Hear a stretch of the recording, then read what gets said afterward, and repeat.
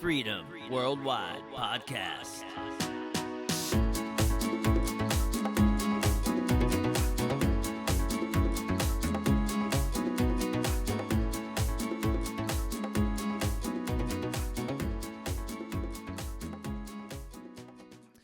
All right. Welcome, guys. This is episode 3 of the Freedom Worldwide Podcast. Today, we have a special guest on the show, Nikhil Janugama. Hi, guys. Welcome. Thank you so much. It's been a pleasure for me here It's been a pleasure for me to be here. That was good. I mean, connecting with all your YouTube's viewers and all that stuff. That was pretty interesting. This is my first time, but I'll manage to do something good. Okay. So Nikhil and I, we know each other we worked together at our previous job. We both no longer work there anymore. we won't go into that too much, hopefully. But while we worked together, Nikhil and I had some conversations, and he actually let me know that he has a master's in artificial intelligence. Yes. Okay. Do you want to, I guess, speak about, or do you want to first talk about your life a little bit, where you're from, what you do? Why don't you give us a bit of background on yourself first? Yeah, definitely. Actually, I'm from India. Okay. Particularly in the south of India. It was Hyderabad. Hyderabad. Yeah. So the people out there are really good. If you want me to say how people and how the ecosystem works, it was very easy going with people. How do I say that? Okay, fine. What are the major gatherings happens in here? According to Hindu mythology, you have a lot of festivals back in India. Every month we have a festival. Now on September 7th, we are having Ganapati Mahotsav. Okay. So the thing is in every street, we have a lot of streets in India. For every street, we have a mandap. Mandap is a temporary place where we construct a temple to place the Ganapati idol over there and offer our prayings to him. So every region has like a temple. Yeah, temporary temple for that 1 week.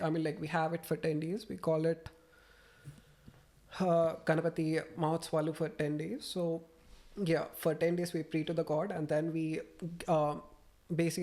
we do Nimarjan. Nimarjan means basically giving God back to water. There is a saying that we have to, we bring the idols from the market. Mm-hmm. We pray the idols for 10 days with all really good. We used to give all our devotion and all. We don't eat non-veg at that point of time for all that 10 days. So for 10 days, is that 10 days in 1 month or 10 days out of 1 year that this happened? 1 year. Out of 1 year. So, out of 1 year. And is it 10 days altogether, or is it like 1 day per month? Or 10 days altogether. So it's all together. Yeah. And is that the festival that's coming up now? It's coming up in September 7th. And is that just your region, or is that every region? Every region. So this is like a national holiday in India. Yeah. And what's it called again? Ganapati Mahotsav. Ganapati? Yeah. The god of wisdom. God of wisdom. Yeah. So you all go to the shop and you get like statues and things like that. Statues and you idols. Go to the temple. Everybody goes to the temple in their region, and they have some sort of like festival or parties, or is it more quiet? Okay, I'll give you a different perspective of life altogether. I'll take you a deep roots inside India. I'll tell you a bit about my childhood, how we used to celebrate this festival in the start. Okay. So every year we used to wait for this festival. We have a lot of festivals in India. Most of the time we have at least one major festival in 1 month. Okay. People basically, there are a lot of regions in India. A lot of people have different own choices of having festivals in different ways. Okay. So Ganapati Mahotsav is really famous in Hyderabad, in South, if you're talking South, and then in Maharashtra it was really famous. Okay. Even in Gujarat it was really famous. So are those southern cities or are those northern cities? It's not like southern or north. If you talk about Hyderabad, it was in south. Okay. Maharashtra, you might consider it as in center. Okay, center. If you go for Gujarat, it was west. Okay. So you have different places, but these places, the festival is like even if you go to a Tomorrowland event, Yeah. it was much bigger than that. So these festivals are like way better than Tomorrowland. Definitely good. Like I on mean, a scale, probably a much bigger scale. I mean, how many, Yeah. like hundreds of thousands or millions of people are we talking? We can, I mean, like, okay, I'll give you a small idea about how things happen. So the festival starts in a way like we go to a mandap, get temple. the idol, Yeah. get the idol from the temple, and then we do this Bharat. Bharat means, how do I tell it, Bharat? Basically, we don't have it in Western cultures, but we have a very big band. You know band, right? What's it called? Band. A band. So there'll be a row of people, like 10, 15 people standing there. Okay. They keep on playing the music. So they're playing music. Okay. Yeah. It was a like proper mass beats, like proper authentic Indian beats. Okay. And then people over there celebrating, dancing with colors and all. Okay. That's how we invite the god to our homes. Wow. And then we offer all our devotions to him Okay. with all the very good heart and all. I mean, like in Hinduism, the main point about worshipping is it doesn't matter what you eat, what you do, and all that stuff. You need to have your heart pure. Okay. That's it. I mean, like, So it's not so much about the physical world. It's more about like more the of spiritual and all that yeah, stuff. not what, oh, you have to do this. You have to eat this. Well, you're not allowed to eat cows. Is that correct? It's not. It's not allowed. I mean, like, I'll give you a different perspective of mine. I mean, like, it's not like allowed or not. It's a personal choice. I mean, like, we as Hindus consider cows as moms. I mean, like, second mother. Yeah, you were telling me about this. Yeah, You consider so- the cow as a mother Yeah. in the house. In every house, we have a cow which gives us milk. I mean, like, after a baby is born in any family, for first few months, like let's say 6 months, you have your mom feeding you. The mother's And milk. then after, you have cow in your house, which will feed you the same milk. So it's like a second mom to us. So Okay. the values are like, it's completely different. I mean, like, we take the milk, we treat the cows as our family members. Wow. So you can't eat your own family member like that. So it's a much like more, you treat the cow as your own family member. It's a much kind of more like intimate relationship with the animal in terms of like, Yeah. it's not just like, oh, there's my food. You just treat it like something different to humans, and you just treat it like shit and you kill it and you eat it. It's more like you see it as like having almost like a personality, would you say? Obviously. I mean, like, Yeah. if you treat, I mean, like, most of the people might not know that, but you know, there are a lot of benefits with the cow. Benefits, yeah. Yeah, too much benefits. I mean, like, yeah, if I say it in another way, people might take it in a different way, but yeah, cow's urine is very good for health. It was very medicinal for human bodies. It was really good for body. Wow. I mean, like, yeah, and then you have your cow dung.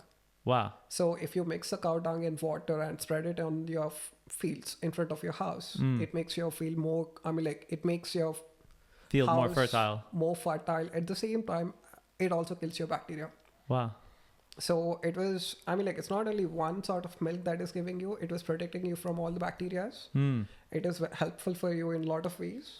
It was like, it's like a family member. I mean, like, your father provides you with food. This will provide you with milk, and then it takes care of all the diseases and all that stuff. Yeah, why not? And is that taught by Hinduism about the cow, or is that more of a religious aspect, or is that a cultural aspect aside from religion, or is that just does Hinduism as a religion actually like teach about the benefits and the having a cow is almost like part of your family? Actually, the way we have in Hinduism, I mean, like, a lot of people think that Hinduism is a different aspect, but I'll tell you what Hinduism, in my perspective. So Hinduism is all about practicing, I mean, like, practicing or offering your devotions to the nature, Mother Nature. To nature. Like, I mean, like, every religion has its own sculptures. So we do have our own sculptures. There are two types of sculptures. One is which is heard, one is which is written. One which is like you One hear is it, which is heard, and one is written. Which is written. I mean, like, the heard, I mean, like, in Hinduism, you have three gods: the creator, the destroyer, and the person who runs it. So the creator is Brahma. The person who runs it is Vishnu. The destroyer is Shiva. So Shiva. So you have the person that runs it, the person that like Vishnu. So you say one is the creator. Yeah. One is so Brahman is the creator. Yeah. Vishnu runs the society. Vishnu runs the Is like society. is Vishnu higher than Brahman and the other one, or are they all equal? We call it three devata, so it was like three are equal. We considered three equals. They're three equal. Okay, so they have different. They kind of do different things, and they're on the same level. Yeah, I mean, like if you want to go in deep, you might call Lord Shiva and Vishnu are more good. Okay. I mean, like, okay, I'll give you a small intro about this thing. It would be quite interesting. But the destroyer, I mean, so the destroyer is not seen as a bad thing. It's like a god still. No. I'll tell you the difference. I'll tell you the Okay, complete difference. I was saying like you think like, oh, that's the god of destruction. It sounds like something like evil or dark, like the devil or something. But they're actually considered gods. Lord Shiva is completely different. I'll give you a small clarity about it. Have you ever heard of? I mean, like obviously you might heard of multi-universe concept, right? I've heard of the concept possibly. Yeah. You have seen it in Avengers, right? Yeah, well, don't we know now for a fact that there's different universes? Isn't the Milky Way our universe, and then there's different universes? Huh? Okay. It was written in our scriptures long back. Really? Yeah. It was written in the scriptures. I mean, like the scriptures are written across. Like one is written in 18,000 like BC before Christ. One is written in 6,000 BC before Christ. Wow. So it was written in there. Wow. Like you have multiple universes. Not only universes. I mean, like it was very clearly mentioned the distance between Earth and Sun in exact numbers in Hanuman Chalisa. It was written. I mean, like the people are like actually. I mean, like we think that we humans at this point of time are more advanced, but actually there are people who are more advanced than our civilization. Way advanced. Yeah. So in the past, you're saying that they already knew all the stuff that we're claiming, like discovering now, but it was already written in the scriptures, the Hindu scriptures. I mean, like, I'm not telling that everything is written, but most of the significant things that we are discovering these days, which are already written. Wow. And so I guess what I should ask is, India used to have there's evidence that India had a very advanced civilization thousands of years ago. Now, obviously, when the British arrived there, it created a lot of problems for India. But even before the British arrived, what was the peak of Indian civilization? I guess I should ask. Do you have and Nikhil? He's a master's in AI. He hasn't told me he's a master's in Indian history or Hindu religious studies, but he's gonna maybe just do his best and you don't have to quote him, but like, what do Indians consider to be like the peak of Indian civilization? Mahabharat. I believe it is the time of Mahabharat. 6,000 BC. Bharat. Okay. Yeah, Mahabharat. Have you ever heard of Mahabharat before? No. I mean, it sounds kind of familiar. Mahabharat? Yeah. Mahabharat. I mean, like, it was a subject which is taught in Harvard University. Harvard. Okay. It was our religious scripture, but it was taught in Harvard University for management of human lives. Okay. I mean, like, Mahabharat is a book. I mean, like, Mahabharat is all about a war. War for the welfare of human things.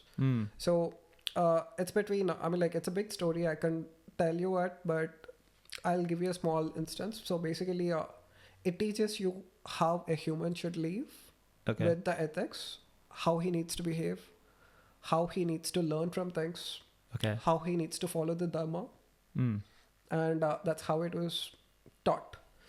It is, I mean, like, if you ask me, I mean, like, you might know me a lot, right? I mean, like, always I used to smile even in my very worst places. Yeah, you were always a pretty smiley guy. Even if I'm having a very rough day, I still give up a smile. Yeah. That was a quality which I like from Lord Sri Krishna. I mean, like, Lord Sri Krishna is I mean, like, I told you about Vishnu, right?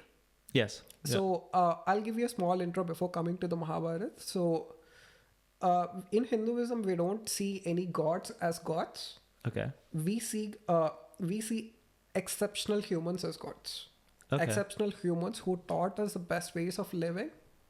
We consider them as gods. So they were all humans at one point. Yeah. Okay. At one point, they came to the civilization and humans, and they taught us these are the things. This is how things go on. And then they taught us, even if you don't worship us, it's okay. If you are righteous to yourself, if you're very good to yourself, if you're doing good to the society, and if you're doing really good to your family and all, That's perfectly fine. Oh, There wow. is this thing called So they state the gods in Hinduism state you don't have to follow us as long Yeah. as you're doing good in your life and you're not hurting other people and you're not Yeah, hurting perfect. yourself. You don't have to necessarily worship us. It's fine. That's interesting because most religions kind of say it's not like when I grew up in a Christian family, kind of, you know, I'm not a devout Christian now, but you know, they always say like, oh, it's not just about what you do. You know, you have to give your life to Jesus and you have to like proclaim that you are, you know, that you want to be reborn. I mean, I don't remember all of it exactly, but yeah, you have to basically make like a declaration to God and to Jesus that they are like, they are your God, you know? And so, but it sounds like you're saying in Hinduism, it's not necessarily the case. They're saying, well, look, if you're just a good person, that's fine as well. Yeah, That's nice. I will like actually I just give you a pretext of what exactly I was talking on. So the thing is like Lord Sri Krishna is an incarnation of Vishnu, the runner of the universe. What was it, Lord? I told you 3 gods, right? 3 gods, yes. 3 main gods. Uh-huh. So Brahman. Brahma, Vishnu, and Maheshwara. Maheshwara is Lord Shiva. Okay. So Brahma is the head of one universe. Okay. He creates, I mean, like Brahma holds one universe. He writes everything. He creates the planets. He creates the universe in according to one. There are millions of universes and there are millions of Brahmas. And Vishnu is only one. Shiva is only one. Okay. These two are same. Okay. So when you talk about you talked about that Shiva is kind of destruction and it is evil. So I'll tell you a small example. Everything which is created has to be destroyed. Okay. Someone has to do it. Okay. Because if you keep on creating things, you have to. I mean, like, of course, obviously, life has to end at one point or the other point. So you need a person who takes care of it. It's not like, I mean, like my personal I don't follow Hinduism in very seriousness, but because I'm a man of science, obviously, I feel like if I do my things on my way very correctly, if I be not harmful to the society, if I'm doing very righteous to me, I mean, like most of the people say that I'm very brutal and honest, but you know, I choose to be mean, or I mean, like I don't want to be mean, but the truth always sounds mean. The truth does sound mean. Yeah, a lot of people don't like the truth. And the people don't like me because I'm going so mean. But yeah, I'll stick to my values. I'll stick to my truth. Yeah. Well, a lot of people are, I feel the similar way. You know, I'll just say what I think is true. Yeah. Obviously, there's some situations, but nowadays you're not even allowed to say what you think is true all the time because it's illegal, you know, sometimes. Or, you know, people get really offended and will want to fight you or something. Yeah. But I was just curious because you were saying, so with Hinduism, is there an afterlife in Hinduism, or is Hinduism the religion that has reincarnation, or am I completely wrong? Okay. Or is that Buddhism? I'll give you a small clarity. What in Hinduism, what do they think happens to you when you die? I'm just curious. It's pretty simple. I mean, like you talked about Buddhism, right? Well, I didn't know if I'll give you a small clarity. Nirvana Buddhism was is a part of Hinduism as well. Okay. The Lord Buddha is 9th incarnation of Vishnu. So Lord Buddha is 9th incarnation of Vishnu. Oh, so Hinduism and Buddhism cross over in some Obviously. ways. Wow. Okay. I mean, like, okay, fine. If you want a clarity, I told you that Brahma creates one universe, right? So in one universe, you have 4 yugas. Okay. 4 yugas means, I mean, like it's a tremendous amount of time, millions of years together. One yuga is, I mean, like I don't exactly remember the time, but it was somewhere around 4,800,000,000 light years is one yuga. Wow. Okay. I'm not exactly confident about the number, but yeah, it is somewhere around 4,800 or 4,800,000 somewhere. Wow. That was one yuga. And So how many yugas we have 4 yugas. And how many yugas are in a? You said there's 4 yugas in what? Inside of what? So inside one cycle. In one, I mean, like one universe needs to start and it has to be ended, right? And there's 4 yugas inside one universe. Okay. So the first universe is called Satya, Treta, and then you have sorry, I forgot the other name. Okay. And then you have Kali. Currently, we are in Kali Yuga. Is that the final one? Yeah, final one. Okay. A lot of religions seem to think that we're in the final stages of. Satya Yuga is some place where you find no evil. You don't have any evil in Satya Yuga, which is the very starting of the universe. Okay. People are very truthful to their names. Mm-hmm. I mean, like, very truth to the honest. They always used to do prayers. Mm. Not exactly prayers. They used to be very good to the nature. They used to take care of the nature and all that stuff. Mm. Then comes Dwapara. I mean, like, the people changed very little. I mean, like, at this time, we have our Lord Rama coming to the place. Mm. You might have heard about Lord Rama, if I'm not wrong. Sounds possibly familiar. Did you heard of this bridge? I mean, like, there is this bridge between India and Sri Lanka. Okay, I know Setu. there used to be a bridge, or there still is a bridge. Yeah, there is still a bridge. Okay. Which was constructed by Lord Rama. It was constructed by Lord Rama. Lord Rama. Now, Sri Lanka is a small island, for anybody Yeah. that doesn't know, off the south east tip of India. And, I mean, so... And the craziest thing is, like, the bridge is constructed on ocean and the stones float on the ocean. Wow, okay. It still floats. So it's still there? It's still there. And can you walk on it or drive on it? Or No, I mean, like, come on. It's been little destroyed, but still, it was still there. okay, so you can still see it, but it's not, like, usable Not so usable much. so much. It And- was constructed, like, 18,000 years back. Wow. 18,000 years, and it's Yeah. still there. So, yeah. So, but again, going back to it, so when you die, what is, I mean, do they think that you go to different people go to different places, or Yes, depending upon the karmas. the karmas? You Okay, know, so you heard about karma, right? yeah, everyone knows about karma. I mean, Yeah. karma is quite what's called a well-used term in Western cultures. Yeah, Like, oh, bad karma, good karma, right? yeah. So that actually does that originate from Hinduism? Does Karma. it? Okay. So, Do you believe in karma? I don't care. I was curious. Yeah, I mean, I'm not. sometimes I do sometimes I'm like, gosh, that has to be karma. If something bad happens to me right after I do something bad, I'm like, oh no. Obviously, I mean, like, I don't believe in karma. I believe in myself. I'm like, if I'm doing right, I don't care about karma, whether it comes to me or not. Okay, so as long as you know that you're doing right, Yeah, it doesn't matter. It doesn't matter. I mean, like, you don't need to keep trait of that. I mean, like, if you did something wrong and if you had a regret and if you made yourself, okay, I did a mistake, I'm not going to repeat that again. Mm. That means you had your pachatapam, we call it in India. Pachatapam? Pachatapam means attaining to your sins. What does it mean? Attaining to your sins. I mean, like, Attending to your sins.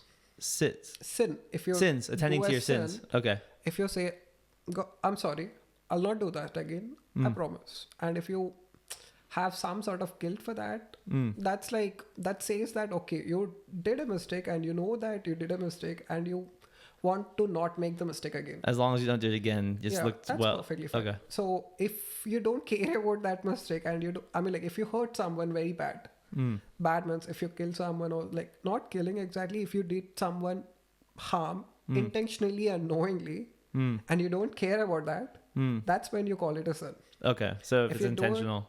if you do it unintentionally and if you get to know that it happened because of you, then you say, like, I'm sorry, I did it, but I don't know that I'm going to do this thing bad for you. Yeah. If it was like, if you were misled from life, or if you for some reason didn't realize the implications of your actions, or I can imagine a lot of different ways. But basically, if you think about how many mistakes you've possibly made in your life and you thought it was the right thing to do, or someone else told you to do it, or whatever, maybe you were on a bunch of drugs or something and you did something.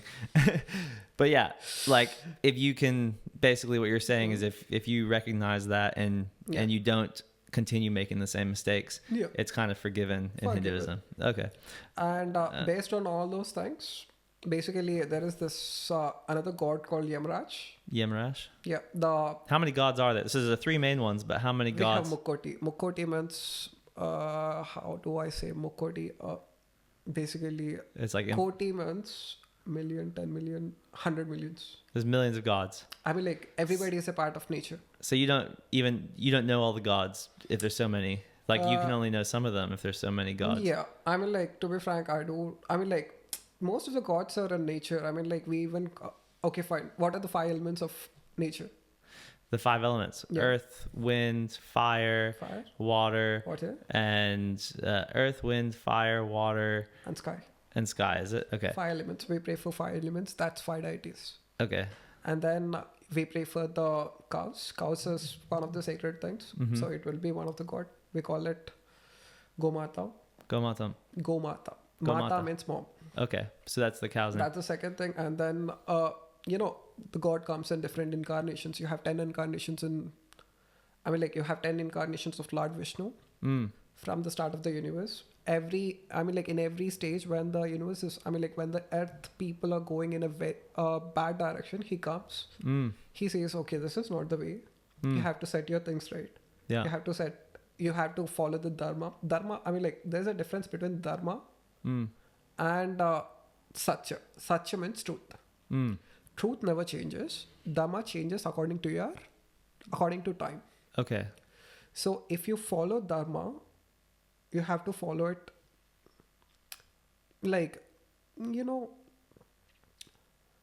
dharma is something that you have to always follow. Dharma means your values, your rights and all.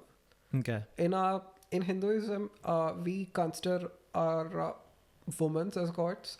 We give more importance to women. Oh, really? Let's say in family, in my family, I have my sister, I have my brother and me. We are 3 cousins. We are 3 people, 3 kids to my parents. So if you ask me who takes the first share in anything, it was my sister. Okay. So you guys really value women. Obviously, it's my sister. If something happens to her, I swear to God, I don't know what I'm going to do. The only points which going to take me off is that point. So they teach us how to behave with the females and all that stuff, how to behave with the woman. Even if, if you go out and study, if you had a fight with a male, it doesn't matter a lot. Okay. But if you have a fight with a woman, you're gone. Uh-oh. I'm in trouble. I had a lot of fights at the restaurant. There were a lot of women that I fought with because they just didn't want to take basic instructions. But we won't get into that. But look, so it sounds Hinduism. It sounds like it's a very, very vast and deep subject. It sounds like there's a lot of. Just like me trying to sum up the Bible or Christianity, I'm sure there's lots of different aspects to it that, basically, if I really want to learn more, I should probably look into it because there's many, many different gods and there's many different time periods. So it's quite a complex subject, and I'm very interested in it, but I'm also interested, and we can, like I said, if you'd like to know more about Hinduism, you got Google. Would you say most of the information online about Hinduism is accurate? Most of it, but you have to follow the best. You have to follow the best stuff. So what's the best, what is the if you want to get into learning anything about Hinduism, what is the first book quickly, and then I'll move on to basically a bit of your childhood and we'll start getting into the AI.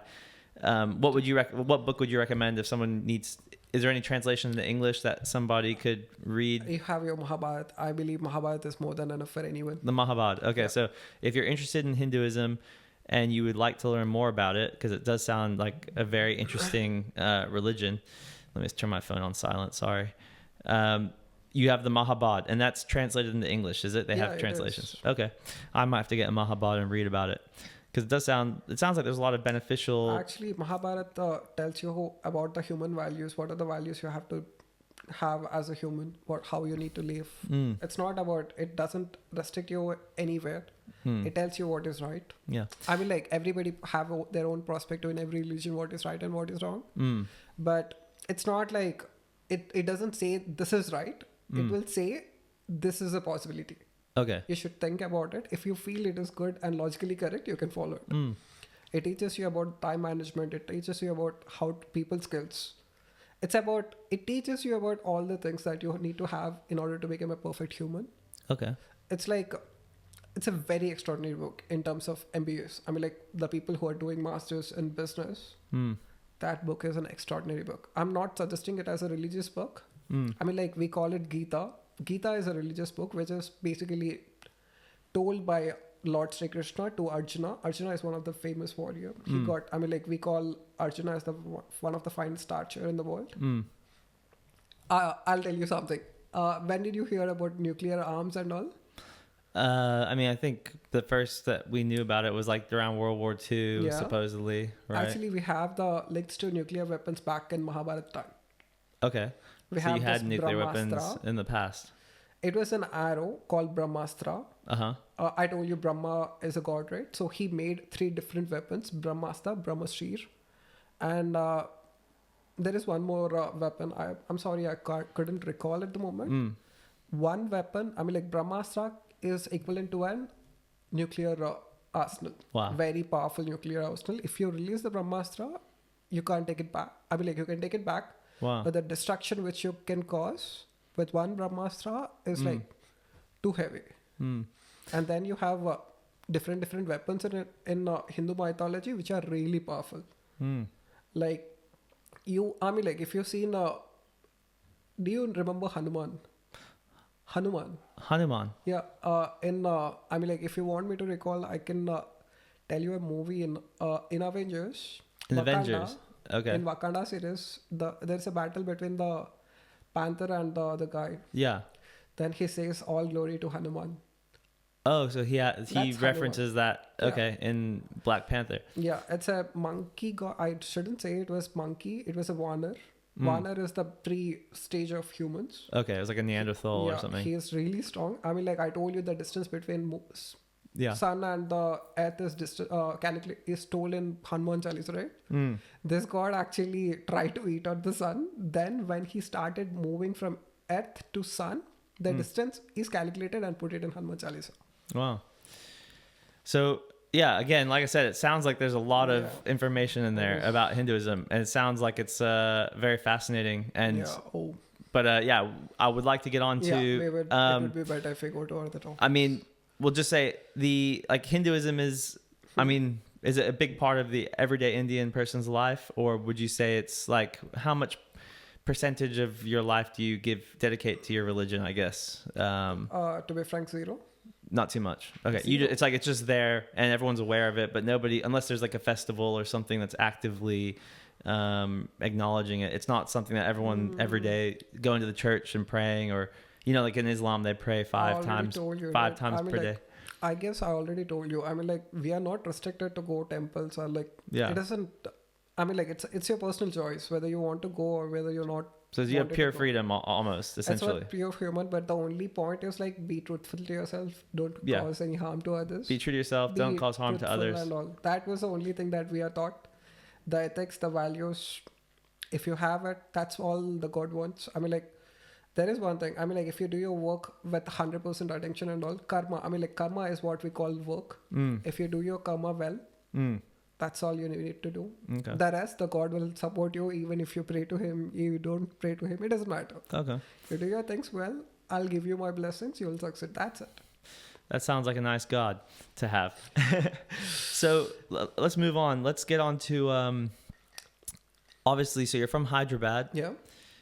You grew up in India. Yes. What age what age did you come to? Were you in India all your life until you came to Scotland, or did you go anywhere else in between? Tell me a bit about your story. I visited a lot of other places. I mean, like UK is quite small if you ask me. I mean, like it's the size of a state in India. Mm-hmm. So in India, it's a very vast country. So a lot of people around. I mean, like if you travel from one state to another state, you feel like you're in a completely different place. Like I belongs to South. If I travel to North, it's completely different. The food is different. The climate is different. Everything is different. Okay. So in India, you've been around quite a lot to different places. You've traveled a lot. Yeah. I'm sorry for that. It's like that. And I used to travel a lot of other countries like Nepal. I visited Singapore once, and then I visited Dubai once for my company affairs and all. Okay. Yeah, it was quite a good places. And at what age did you, I mean, when you were young in India, is school compulsory, or is it just kind of by optional, or? Actually, I'll give you this very good response. I mean, like in India, school is mandatory. School is mandatory. Whether you like it or not. It's mandatory. Okay. For all children. All children. Yeah. Okay. So you grew up, would you say you're, obviously, I mean, I don't know if it's a sensitive subject or not, but obviously you told me the British went there and they implemented like the caste system in India. And so did you did that affect you as a child in any way, or did that affect your family negatively in any way still these days? Just if you don't feel comfortable talking about it. When I told you about Lord Sri Krishna, I told you, I just wanted to add you one sloka of that. Okay. So, Chaturvarnam Maya Sasti Gunakarnam Vibhagyaha. Okay, I didn't even... So, Chaturvarnam means 4 varnas. I created the 4 varnas based on your gun. Gun means characters and values. Okay. So, whatever caste things or whatever we have in Hinduism is based on your character and your values. So the caste system, did that exist in Hinduism before the British arrived? It did. So it actually was in Hinduism. Yeah, it was. It was part of it. Okay. And so in Chaturvarnam, one is Brahmin. So when you call Brahmin is sole wise person. I mean, like he had a lot of knowledge about how to treat people. I mean, like how to offer prayers to God, how to treat people, he's the master of knowledge. So that's Brahmins. Any person who has a lot of knowledge in any distinct characteristics, those are considered as Brahmins. Because Brahmin is the top level of the caste system, is it? Yeah. Brahmins. Okay. So the reason why is like, I told you that we have scriptures, right? I told you in the very start that something that is heard, something is which is written. Written are 2 things which is happened in real time. One is Ramayana, one is Mahabharata. And the one which is heard is into 4 parts that we call Vedas. So in Vedas, you have Rig, Yadur, Sam, and Adharvana Veda. Okay. Rig Veda is basically you have all the mantras and all that stuff. Sam Veda, Adharvana Veda is Adharvana Veda. I'm sorry, I might be missing some names. Yeah, it doesn't matter if it's not perfect. Adharvana Veda is something related to the way you offer. I mean, like first one is the mantras and hymns. Rig Veda. So Adharvana Veda is about how you ask the deities to come. I mean, like how you, I don't know how exactly to tell it in English, like amantran. Amantran means when you call a god, he will come to you. It's like, okay. But how does this relate to the caste system? Is that so? Are you just trying to say like basically the caste system doesn't really matter in terms of some aspects of Hinduism, but in some ways it does matter, but some ways it doesn't? Actually, I was trying to tell you about the knowledge. I mean, like the diversity of knowledges these Brahmins used to have. Okay. I mean, like you call a person Brahmin when he has all this knowledge. Okay, so once somebody obtains all the knowledge, knowledges and how to practice the deities. Deities means all the natures. Okay. What are the mantras to call them? How to actually we do this. I mean, like in every household we do this. What we say, we do this pujas, pujas and yogas. Lot of yogas. Okay. So what we do is like we put a normal fire in between and we offer geese and all the very essential things. Once you finish the yagam, you have instant rain at the place. Basically, what happens in yagam is you offer all your things to fire. Fire is one of the element. So you offer all your devotions to fire. Okay. It goes up, the smoke goes up and forms the cloud and gives you rain. Okay. Basically, that is you offering your things to nature. Nature gives you back. Okay. So that's the second knowledge. The third one is also mostly similar, but the fourth one, Adharvana Veda, has a lot of different things. It basically teaches you about medicine. It teaches you about war. I mean, like war tactics and all. Okay. It teaches you about how to make the weapons. It teaches you values. Okay. It teaches you a lot of knowledge which is required for the human survival and all. I mean, like India has its first.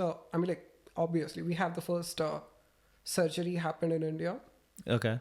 I mean, like surgeries are these days you feel it very common, but we had the surgeries way back. Okay. Which started with Lord Ganesha. I mean, like the Lord Ganesha. If you see the Lord Ganesha idol, it was like a human with an elephant face. Okay, I've seen Basically, that was, he used to have a normal human face, but due to some other reasons, Lord Shiva chopped the face and then he made an elephant head to his face. And then he is considered as a result, he's considered as one of the greatest of all. I mean, like he's the first to offer our prayers. It doesn't matter whether you're praying to Lord Shiva or Vishnu or anyone.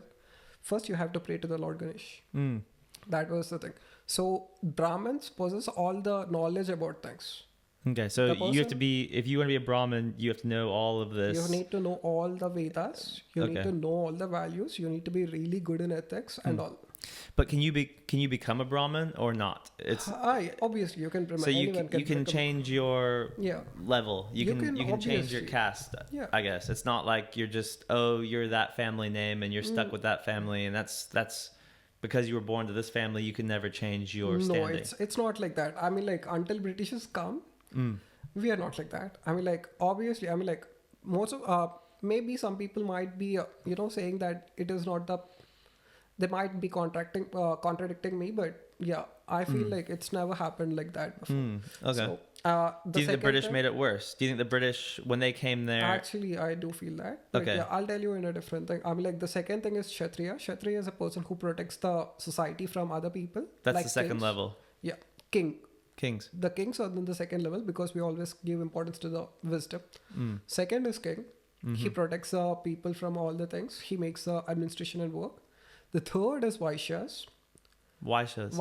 Vaishyas are the persons who do business and all that stuff. Okay. Who actually have the most of the knowledge related to businesses, how to deal with the people, small people and all that stuff.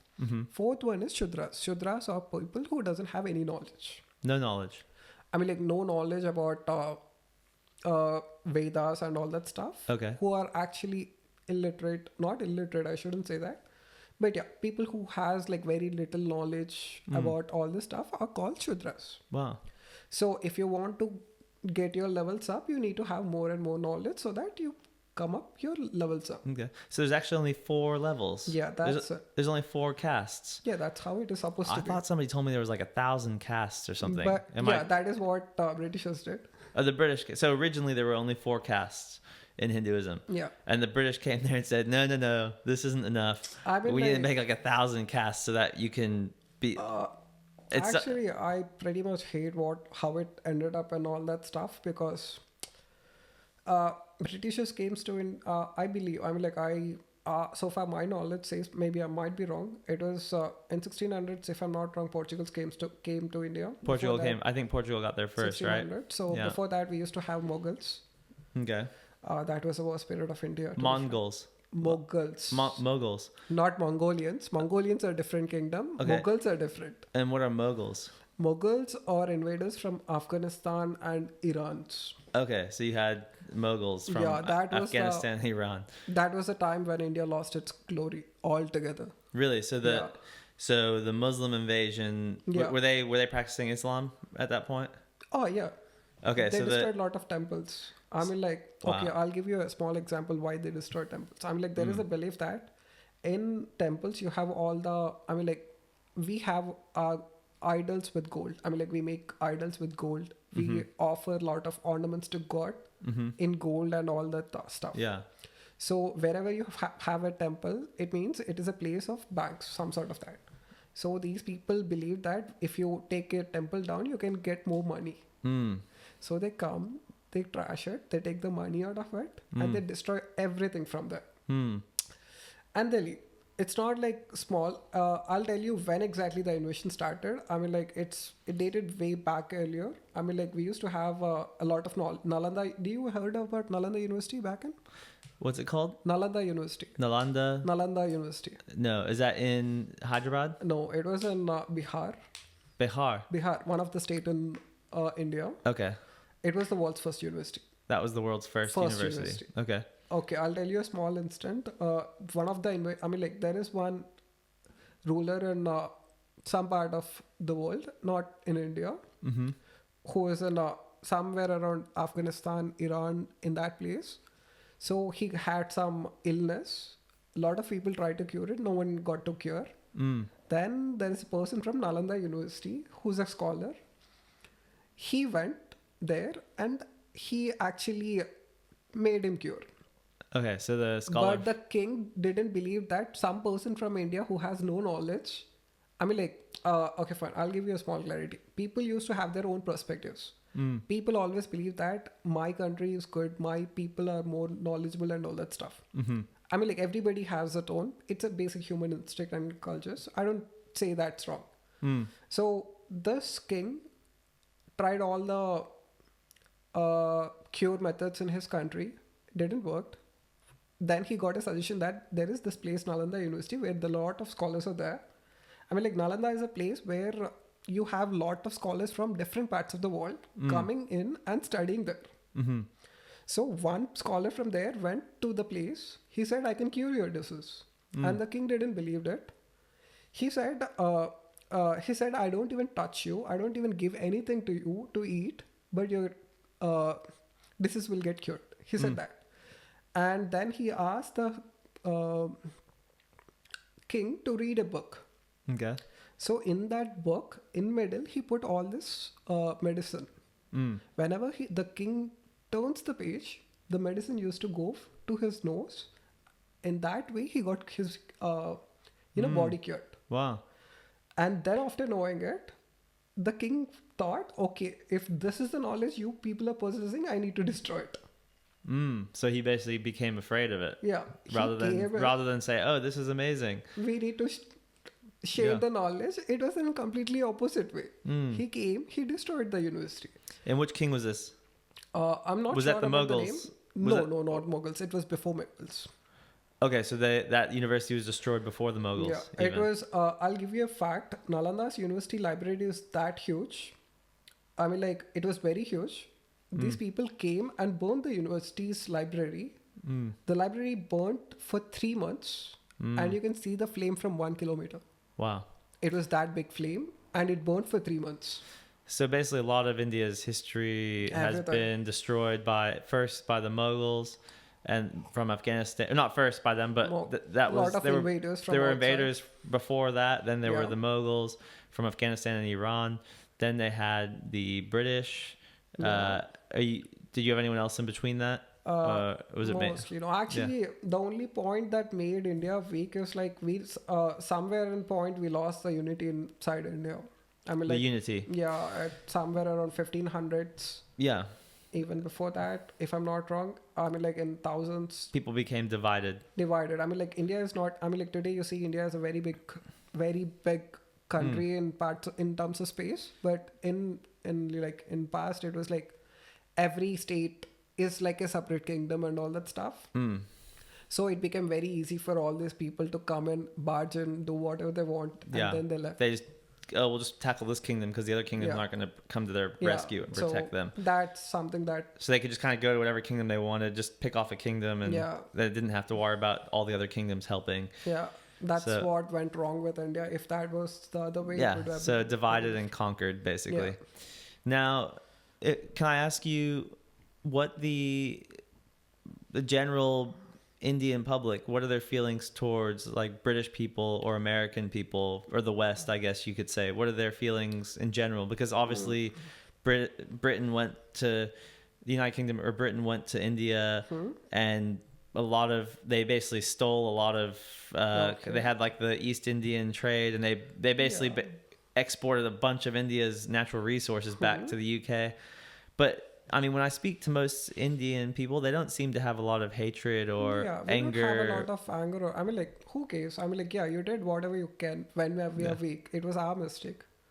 So you see it as like, oh, you guys, we were weak, and you guys just did whatever you wanted to do, and we are divided, and we are not strong at that point of time. You did it. I mean, like, it's not your mistake. It was our mistake because we are not stronger and we are not united. So you blame yourself it's for Britain going there and basically fucking everything up. When you forget your core values, and obviously when you forget your core values, you get to fall. Yeah. We fell. And then we learned from our mistakes, and now we are strong. Now we are what? Third largest economy? Yeah, possibly even if I'm second. Not third or fourth. Soon we'll be second. Yeah. And we will do that. Yeah. Okay. So that's a good way to look at it. So you just see it as we were weak then, but we're going to try to improve our mistakes. And basically, but the people don't actually have anger or like trying to, because, well, you say obviously, but there's other movements going on where there's kind of a lot of anger towards different groups, like right now in the UK, for instance, I get targeted a lot with videos of, oh, look at the Islamification of Britain. Islam's coming here, and you need to be afraid of it, but then it's also illegal to talk about it because that's discrimination. Yeah. And also you have the kind of 4 or 5 years ago, you had the Black Lives Matter movement where it's like, oh, white people are really privileged and they need to be basically humbled and controlled, and they need to, now it's like people are too rich. We need to basically tax the rich and take the money from them and give it to and so, I mean, there's a lot of groups that do seem to have a lot of hatred and anger towards other groups. And it's just interesting that you say, like, do you think that's a shared feeling in India, or do you think it's just your feeling? India, do you think people are more soft? So you think that most people in India feel a similar way to you about like their history? We have a lot of patience, to be frank. Yeah. The only thing that India taught me is patience. Wow. I'm proud of that. What do you get if you spread hatred to other people and all? Yeah. People did it like when 1700s, 1800s. Yeah, up to 1947 they did it. It was before I was born. Now I came to UK. I was in Scotland. I was studying. All my friends are from UK. Most of them are UK. The professors who taught me are from UK. Why do I have hate for them? It was like completely different. There might be some places like how we are treated and all. If someone shows me racist comments or something like that, I might feel bad for a moment because, we had a history that was bad with you, but still, most of the people are good to me. Most of my experience are really good in UK. So you don't feel like a victim or anything. What is the point of being a victim? I don't want to play any cards like victims. Neither any Indians. We don't want to play any victim cards. Okay. We want to, if you want to have your own equal rights and all, you fight for it properly. You show that you are very smart and intelligent enough. You do your work good. If you talk about 1940s and all, then you might say that there is a very dominance and all that stuff. These days, this is 2020, man. Come on. Yeah. You have talent. Nothing matters. That's it. Yeah. So, I like that outlook, because you have a lot of other people that are like, exactly. I didn't have anything. I wasn't in India, or I'm American. I'm not British, but I didn't have any, I didn't have any slaves underneath me, or I don't even know what my family history is because some of my family are refugees from other countries, going back to my great grandparents. Yeah. So, it's interesting because, like a lot of people are bringing hatred from the past and putting it into the present and the future. And it seems like, and especially with social media, they're really, if you look at my social media feed, you would be like, what the fuck? If my social media feed just showing me like boats full of people coming across the English Channel, and it's showing me like all of Europe's churches are just on fire, and it's showing me like, oh, all these immigrants are coming here and they're going to destroy. I'm an immigrant technically, I'm from America, but they're like, oh, all these immigrants are going to come here and destroy our culture, and that's another question I asked you. So when you, as a Hindu, when you come here, what do you think about English culture? Do you want other English people to be Hindu, or do you want? Definitely not. You don't think that other people should be Hindus? It's their choice. It's their choice. Yeah. So you just think that, okay, they're British, they can do whatever the fuck they want. It's not like that. Every person, it's not like British or the other person. Every person has their own individual, things. Yeah. It's up to him whether to follow any religion or not, even if he's an atheist. It doesn't matter. It was a personal choice. Okay. If you're good, if you're talking good to me, if you're behaving yourself good with me and all my people, that's fine enough. Okay. Well, it's refreshing to hear that because, a lot of the mainstream media is telling us like, well, also you're Hindu, but we also have people saying it's the Islamification. The Muslims want to come here and change the culture, and they want to come here and, and I have many Muslim friends actually as well that I think I have some Muslim friends, and they're very peaceful and they don't seem to be wanting me to become Muslim or anything like that. Actually, I mean, like, if you want to talk in this particular aspect, I will give you a small clarity. Actually, even being a Hindu, Mm-hmm. I was raised in a Muslim family. I mean, like, uh, in my society, I mean, like, my father works in Singareni, so it was like a government, not a government, semi-government industry. A garment industry. Semi-government industry, we can say that. Like, Okay. some private and government partnership. Okay. So all the people who works in that particular Government industry, partnership. So it's private and government. private and government partnership. And what was the industry called? The Singareni. It's a coal mines. coal mines. Yeah. Okay. So we used to have our own societies. Mm-hmm. So everyone over there are like very. I mean, like I told about Ganesh and all, right? So my childhood was very fine. I mean, like you see a lot of people with depression and anxiety in Western countries, but you don't find a lot of people with depression and anxiety back in India. And that's crazy as well because you know, I watch a lot of videos about other countries, and I've seen a lot of videos and also travel vloggers going to India, and the you know, it's crazy. You know, you see the population is crazy. You see there's so many people. Yeah. And yeah, so culturally it seems like Indians are very comfortable being close with each other and living in small spaces with lots of other people. It seems like you guys are basically very, because you're saying there's depression doesn't exist, but if personally, if I'm like in a big city like even New York or even in London, I felt like I just didn't have any of my own like space. Yeah. And I can imagine when I watch these videos in India, I feel a bit claustrophobic. I haven't been there myself, but I'm like, oh my God, there's so many people. There's so many people. And I'm like, I don't know if I could go there. I don't know if I'd be able to, you know, So like I'll give you a glance. be happy there. I'll give you a glance, a little glance. Yeah. So if you're a kid, what are the good places to make good friends? The park, the football pitch, the cricket pitch, the street. Yeah. Streets. Yeah. School. Yeah. Done? Yeah. Those are the things you had, right? Yeah. So if you are in India, let's say, now let's come to a student left. My childhood, I'll tell you about my child. I'll start my day in the morning. My mom wakes me up. Okay. Then she makes me my breakfast and all. She packs my lunch. I'll take my lunch box. I'll go to my school. I'll have my bunch of schoolmates over there. Then we have our sports. We go for sports. We have played. That was my school circle. Once I'm done with my school, I'll go back to house at around 4:30. Okay. If it is a festival week, all the people in the society gather at one spot to celebrate the festival. So you get to know about a lot of people, other people and all. So here what happens is like you get to make new friends over there. So you get to make friends of different age classes. So let's say I was in my 9th standard or 10th standard. Okay. So if I'm about to give my school exams or like something like that, there might be someone who is elder to me. He might give me some good suggestions how to go forward with the education. Gives you help about If I'm good at playing sports, they'll call me, bro, you can come to this place and you can play it out. So in that way, we get to make a lot of friends. It's not only that, our families are very tightly packed. We have like joint families. Like, let's say if me and my brother, I mean like my parents got like me and my brother.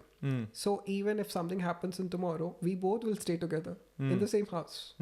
So that gives you more comfort. Whenever I feel so low, I'll go to my brother and I'll talk. You know, we don't have any respect between brothers. So we say like, are itla indi. I mean like, are itla indi means, are this happened with me and all. He says me, I mean like, if someone did something wrong to me, he won't take it normal. So you have that confidence. It's not like he do something or like, but he gives you that confidence. I'm there for you. It's the same confidence that all your friends will give you and your family will give you. That's so you have a very strong community around you there, which is, and lots of love. Lots of love and lots of caring that happens in India. So there is no point of depression over there. You don't have any mental things and all. If you're doing really something wrong, there'll be someone telling that, bro, if you do that, you'll be wrong. Yeah. So basically you have so much support and love and so many different people in your family that, it does basically, you can't not be happy because you have like, that's the best thing and you have it, you know. So you guys value the family and the community, and then you have abundance of that. You have all your friends, family, brothers, sisters, and they're all very genuine and caring. That's the thing about Western society. You know, you might notice. I mean, there's a lot of families in Western society get broken up, and you have a lot of division even inside the families here. And it causes a lot of individualism. You see people here are very individualistic, and in America even more so. It's like even, you know, people within their own family, sometimes they don't talk with people in their own family. And I mean, I'm sure some things like that might happen in India. Maybe you came from a really good family. Surely there's some bad families in India where things... Very few. There's few. There's not too many. I have almost like many friends. I mean, like if you go and open my Insta, you see like 1,000 people around. I know all the persons in person, all 1,000 people. That is why I have them. I mean, like my account is a private. All 1,000 people, I know them in person. Wow. So you just understand, if I know 1,000 people in that, I can talk to each and every person anytime. Wow. Like even if it is midnight, 2:00, I can give them a call and I can talk. You can talk to, like, you have 1,000 people on call that you can... It was like that good community we have. Yeah. So I know about all these people. I mean, like... So how many people right now, sorry, if you, like, how many people could you just call right now and be like, hey man, how's it going? And just like, tell me about your life. Just tell me, I mean, like, you just tell me how many people you want me to call, I'll call them. You can call, like, so you have like 500,000 people on call that you, on your phone, that you just have available, that you are like really good friends. I mean, like, not exactly 500, but yeah, any moment. I don't want, I mean, like... You have a lot of friends, but you probably have a lot of good friends that are supportive of you. So like me, I can maybe count on one hand how many good friends I have that I really trust. I'm like, okay... I've got like a couple of friends that I'm like, okay, they're my closest friends. And then there's maybe like the next few friends that I don't know as well, maybe. Yeah. And I'm like, I kind of trust them, but I don't know them very well. It's like, basically, yeah, I guess maybe Western people like don't trust each other as much. We're less trusting and less, it seems like that. It's like, I mean, like we spend a lot of time together. I mean, like we spend lot of time with friends. So yeah, I mean, like I used to go out. I mean, like in my childhood, I used to go out at house from morning 6:00, and I used to return back at somewhere around 12:00 to eat some food. I eat some food and then I go out again to spend some time with my friends. So I know these people in and out from my childhood. Wow. Yeah. So it's like a complete different scope altogether. So when you know people, and then there comes a trust factor which is very strong. Yeah. I mean, I don't have any friends from my childhood that I know anymore. I maybe have them on Facebook or something, but I don't. Yeah. I wouldn't feel comfortable calling anybody from my childhood. Oh. Maybe, like right now. Like I just yeah. But that might just be me. I know I did move around a lot. When I was young, my family moved a lot, so I didn't have as much stability in a community as some other people may have in America or the UK.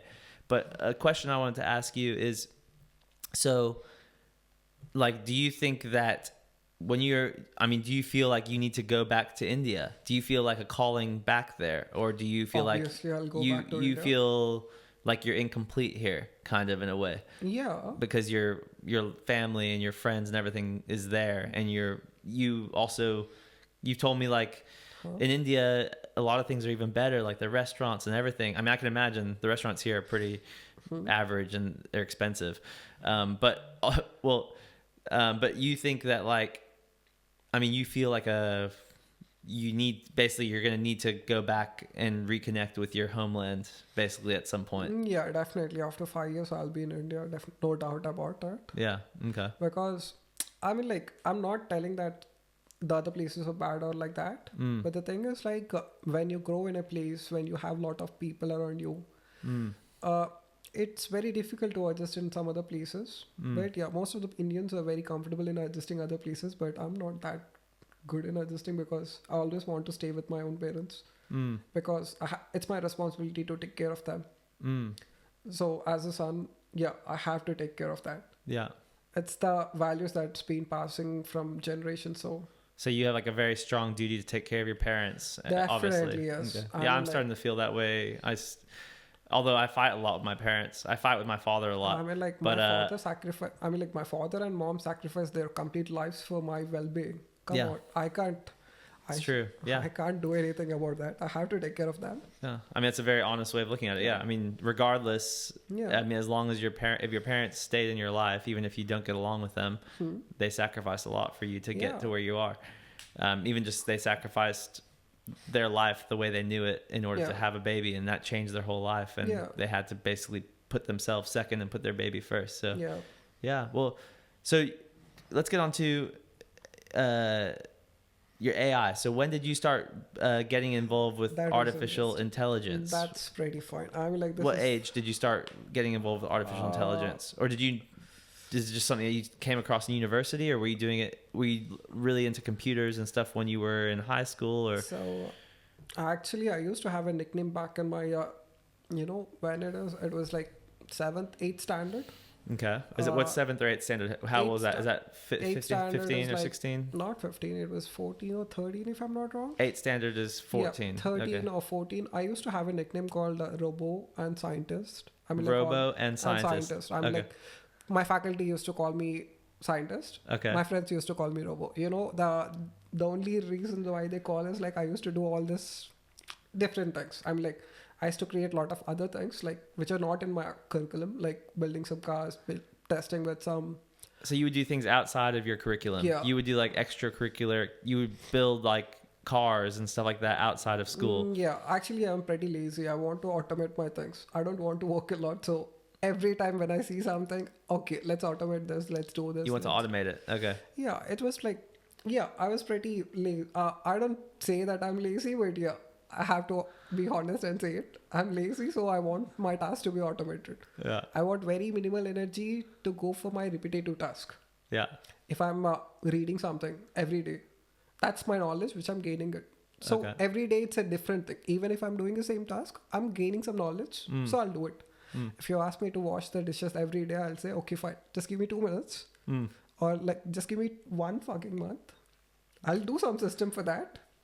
Sort it. So have you built a robot that does dishes? Or I mean, like in India, I never got the chance to do dishes. Okay. I mean, like my mom used to do it for me because. What's the coolest? So you kind of did a lot of stuff in school. Yeah. And then did you did you do any university in India, or did you come straight here for your university? I did my universities back in India. So you did some universities in India. Yeah, so I'm a mechanical engineer. So you're a mechanical engineer from a university in India. Yeah. And so was that a 4-year degree, was it? Yeah, 4 years degree. And then after that, did you come here to do your master's in AI? Okay, so you did mechanical engineering. I did my mechanical engineering. Mm-hmm. When I was doing my mechanical engineering, I was more interested in building things. Okay. Like I was a part of a automobile society where we used to build go-karts and Baja. Baja is off-road vehicles. It's off-road vehicles? Off-road vehicles. Okay. I mean, like, it basically one of the finest competition in India in terms of vehicles. I mean, like, all the mechanical students in India aspired to go for that competition one or the other day. So it's like off-road driving on like off-road terrain and stuff like that. So the thing is, like, you have to make the complete vehicle from scratch. You have to make the vehicle from scratch. Okay. You design it, you do the welding, you do all the things. Okay. Basically, transmission, braking, everything. You do it all by yourself. Okay. And then after making the vehicle, you go for the competition as a complete competition. Like you have endurance, you have braking, you have transmissions. Okay. You have a lot of other stuff that goes in the competition. But for mechanical, you have a lot of streams like automobile design, production technologies. Like there are multiple streams in mechanical. So I'm pretty much interested in automobile. Not only automobile, actually I was quite interested in robotics from the very peaks of my childhood. Robots. And you have your own robotic company now. Yes. That you're starting. Yeah, okay. I already had it. So we are currently developing phase of restaurant robots. It was quite very innovative. I mean, like once it comes into the market, I mean, like we are currently we are in the developing stage, final prototyping. So what type of robot is it? What is its function going to be, I guess I should ask? Basically, if you want me to answer it in a little, so okay, let's talk about a restaurant. Whenever you go to a restaurant, there needs to be a receptionist who talks to the customer, like if they had a table reservation or not. If they have a reservation, you check the reservation and then you send the customer to a particular table. So basically a host, like a host at the door of a restaurant. If you don't have a reservation, if they don't have a reservation, you have to make a reservation and then send them in. Okay. That was a host in the reception. Mm-hmm. And then you have your waiters who serves your food. Yes. These are the two robots. Oh, and so you're making a robot that takes my job. I'm a waiter. No, I was giving you better options, Abba. I mean, like, if you have an option of being a waiter and being something that you like to do it, what you would choose to do? If between being a waiter and something I'd like to do. Yeah. Well, I would probably like to do podcasts or music or. See, I was giving you time. Well, how am I going to get money then? Doing podcast. I mean, like, okay, I'll give you an example. Nobody pays me for this. No, man. I mean, like, if you do it with all your energy, I mean, like, these days you're not giving more importance to your the podcast and all. If you try putting your efforts in proper way, I mean, like I told you before, if you do your karma well, the God will give you blessings. Okay. Do your work, put your 100% efforts, you will get the success. Okay. Hard work definitely pays off. Thanks. Well, I mean, so you're going to make robots that are going to be serving food and taking, like, basically making reservations for people when they come into a restaurant and then serving. You an example. Serving. I mean, like, can you have you visited restaurants in recent times? Some, yeah. I mean, some restaurants do things more old school. Some restaurants have a bit more technology. Could you tell me any experience regarding that? Yeah, I mean, I've been to restaurants where you just have a server that comes in the traditional way and just basically, oh, how are you doing? Can we take your order? But but then I have had some, like when you go to McDonald's, obviously you can just order on the computer, right? You don't even need to talk to anybody. Yeah. And I've been to other restaurants where there's like a little computer at the table, and you can just kind of order on the computer there, and then somebody brings your food to you. Yeah. So, are you doing something? A robot that's actually, when you say a waiter robot, is it a robot that brings the food, or is it just a robot that takes the order, or is it just is it a screen that? Now let's finish it. Now I'll give you an experience how we are developing it. Okay. The moment you come in, there's a robot which greets you. I'm like, you go in, it scans your face. Okay. It gets to know your name. If you're already a certain customer of the restaurant, it gets your name. It has all your details. If you have a reservation, it tells. So please follow. That sounds scary. It basically says, hi sir, this is okay. Hi, okay. If you are the customer, it says, hi Raman, how are you? Your table is ready. Please come. It will take you to the table. You can take the seat. Wow. On the seat, you have your. Once you sat on the table, you have a small screen. You can order anything you want in that with the screen, small screen. If you have any problems, you have a small sensor on that. You wave on the sensor. It's a signal to the robot saying that you need some assistance. Then the waiter robot comes to you. It basically talks to you. The way I wrote the algorithm is quite different. I made algorithm more personalized. If you have a kid, it needs to talk to a kid in a very different perspective. Like the way how humans interact. So we treat kids more gentle and more funny and normal, more love and caring, right? So that's the way our robot starts a conversation. If it with kids, it starts to be more funny and lighthearted and all. Yeah, it gives some toys to play with. All. If you're a couple or if you're with friends, it wants to be more good and all. Some sort of sarcasm is also okay. So if the sarcasm is from the humans, you take it in a bad way. But if it is from the machines and a little bit, it makes funny. Yeah. And then if it is an old age people and all, they expect their people to be more humble. So we basically made the conversation quite personalized for the age groups and all. Yeah, so whatever the person, whatever type of person it is, depending on age. Based on age and all that stuff. Then it will... structures the conversation and it makes the conversation go very smooth and clear. Wow. And when it comes to AI, there won't be no mistaken in orders because the customer himself puts the orders. You take the cost of that. You take the cost of, basically you hardly need 3 to 4 people to run a restaurant, a part of cooking team. Yeah. And the bar team. So yeah, that's mostly, if you are in terms of customer, if you don't want any person interrupting your time with your loved persons, you can always skip it. You don't need to call any robot. You just put your order. It will come. It will give you food. It will go away. That's it. However you want it, however you want your experience to be, however you want your ambience, that's how it's going to be. Wow. Yeah, it's basically customized. And then it just becomes what you want it to be. I mean, I know some people that are even that have like I know some people. I should say I know some people that have like AI girlfriends now. You know, basically because the AI girlfriend, it just texts you everything that you want to hear. It just tells you. It doesn't ever complain. It doesn't make you feel bad. It doesn't, like, so, I mean, I don't, but, and so what you're saying is you're like, I'm going to customize these robots to give the perfect service to humans, which sounds great. The thing that does sound a bit scary though. You said scans your face. It knows all your details and everything like that. It's up to you. I mean, like, if you don't Obviously, want to have the details, I mean, like, if you don't, I mean, like, it depends upon the person. I mean, like, if I'm okay with giving my face data, it's okay. If you don't want to give, it's also okay. Okay, you can just tell me your number or whatever the reservation reference ID you set. So the robot will say, "Oh, you don't." You can say, "I don't want my face scanned." The robot will say, "Okay, you do not have to scan your face.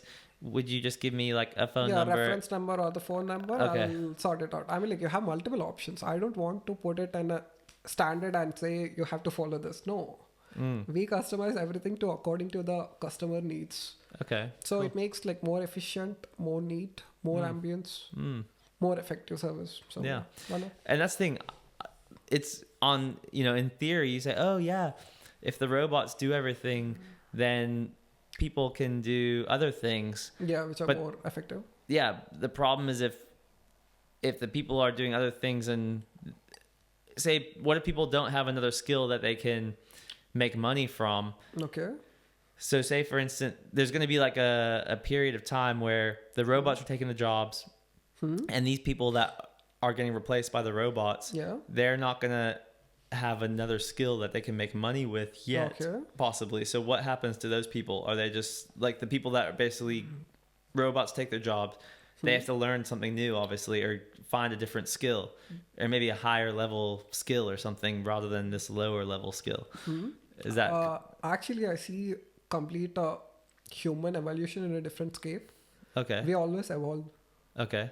I mean, like, before we used to drive bullock carts and horses. Yeah. Now we use Mercedes and all these vehicles. We have cars, yeah. So far we went to airplanes and all that stuff. Now we are going to space. So do you think the horse riders, I mean, like the horses and the people who used to lend the horses, they lost their jobs? Well, they had to drive cars, I guess. They have to upgrade their skills. It's a basic human evolution. Yeah. You can't stop the evolution by saying that, I'm so reluctant to adapt to the new changes. No, it doesn't work like that. But you have to acknowledge that there's probably going to be people that do fall between the gaps. And I guess, what do you think they just, if you can't compete and you don't have a good enough skill and you can't provide for your family, then you just miss out on the evolution, I guess. Actually, the thing is, like, it's not like that. I mean, like, I don't want to put it in that way.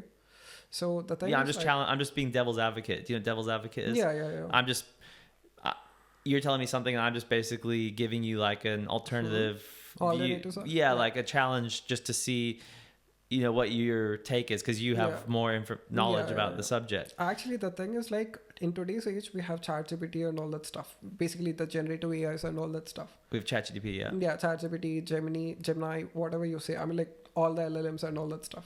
The more it goes, I mean, like, if not me, someone else will do that. So you can't say that we shouldn't upgrade and all, because we have to advance as a human society.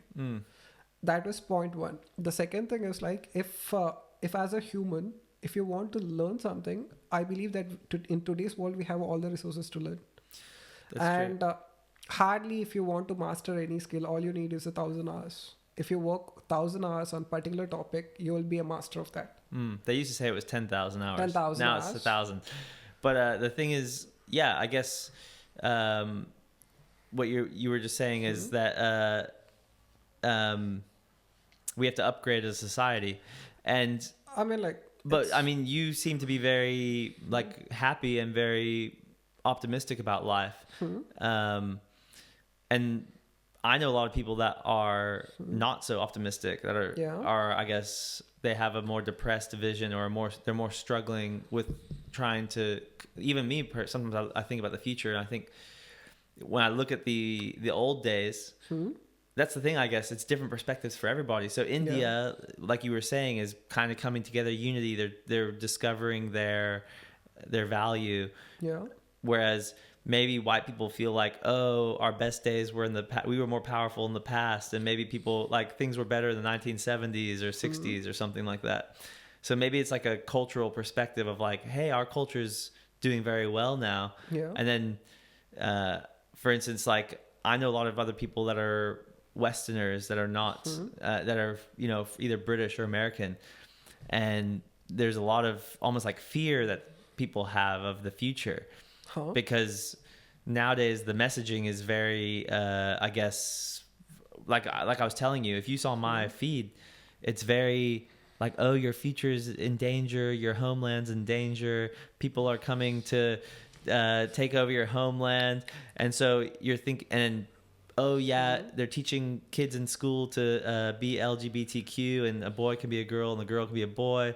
And they're basically, this is all the messaging that I'm receiving personally, and I know some other friends are receiving that. So it's just very interesting that your perspective is more optimistic than almost anybody I know, and you're coming from a country where the West would consider, a lot of people in the West would say, oh, India, you know, that's a developing country or a poorer country than our country, and they would say things like that. It used to be poor, but it's not now. But what's happening is, you know, everybody you meet from one of these developing countries, whether it's India or even I meet people from West Africa, whether it's Ghana or Nigeria, and they have quite an optimistic outlook on life. And it's almost like, their life, you're getting more opportunities, and you're getting more options for your future, and you're feeling like optimistic about things. Is that correct? I mean, it's not about optimistic and all that stuff, because, you know, I already talked to you about the evolution. So if you force a person to do all the things that he needs to do it, I mean, like, let's say, okay, fine. If I lock you in this particular room, and if I go away, you are forced to break the door at least. To come out. So you do all the things that are necessary for that. You develop all the skills in order to break the door or break the wall. So it was a human instinct to develop all the skills which are needed to survive. Right? So in the same way, all those people from Africa or whatever countries you say, or like people who have that optimistic, they have gone already, the worst phases are done. There's nothing more worse, you can see it in the future.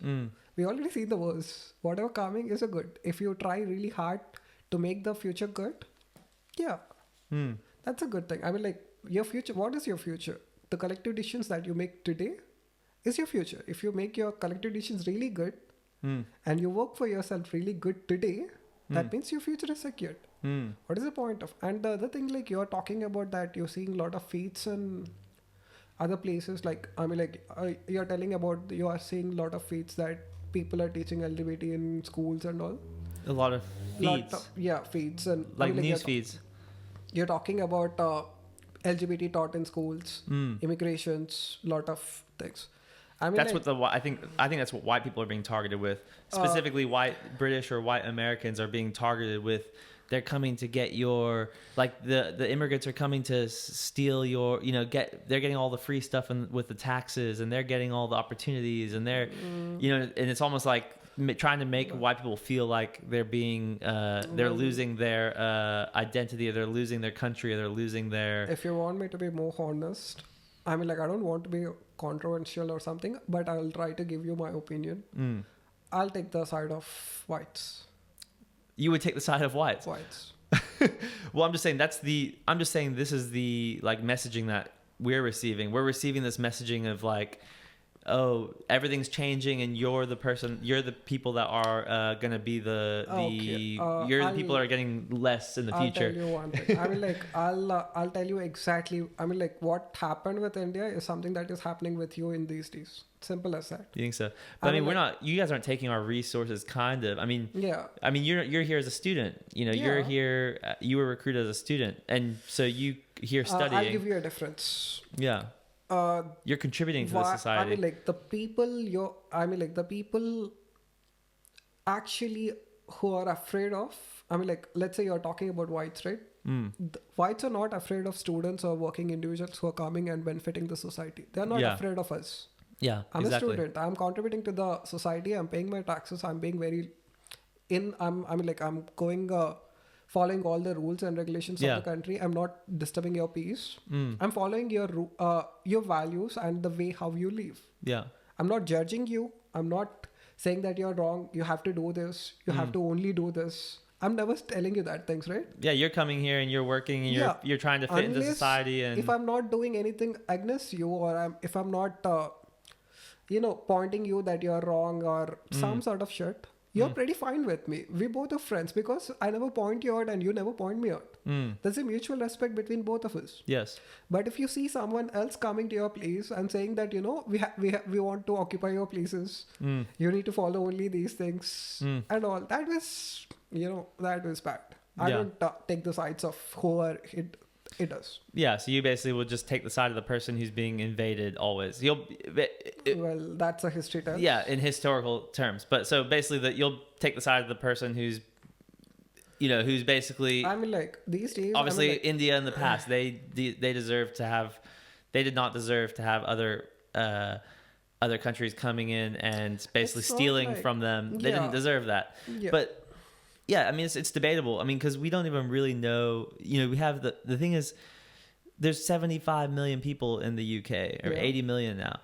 And you see maybe every day you'll see like 5 or maybe you'll see like 4 or 5 videos or something that are trying to ignite your tribalism and say, oh, it's us versus them.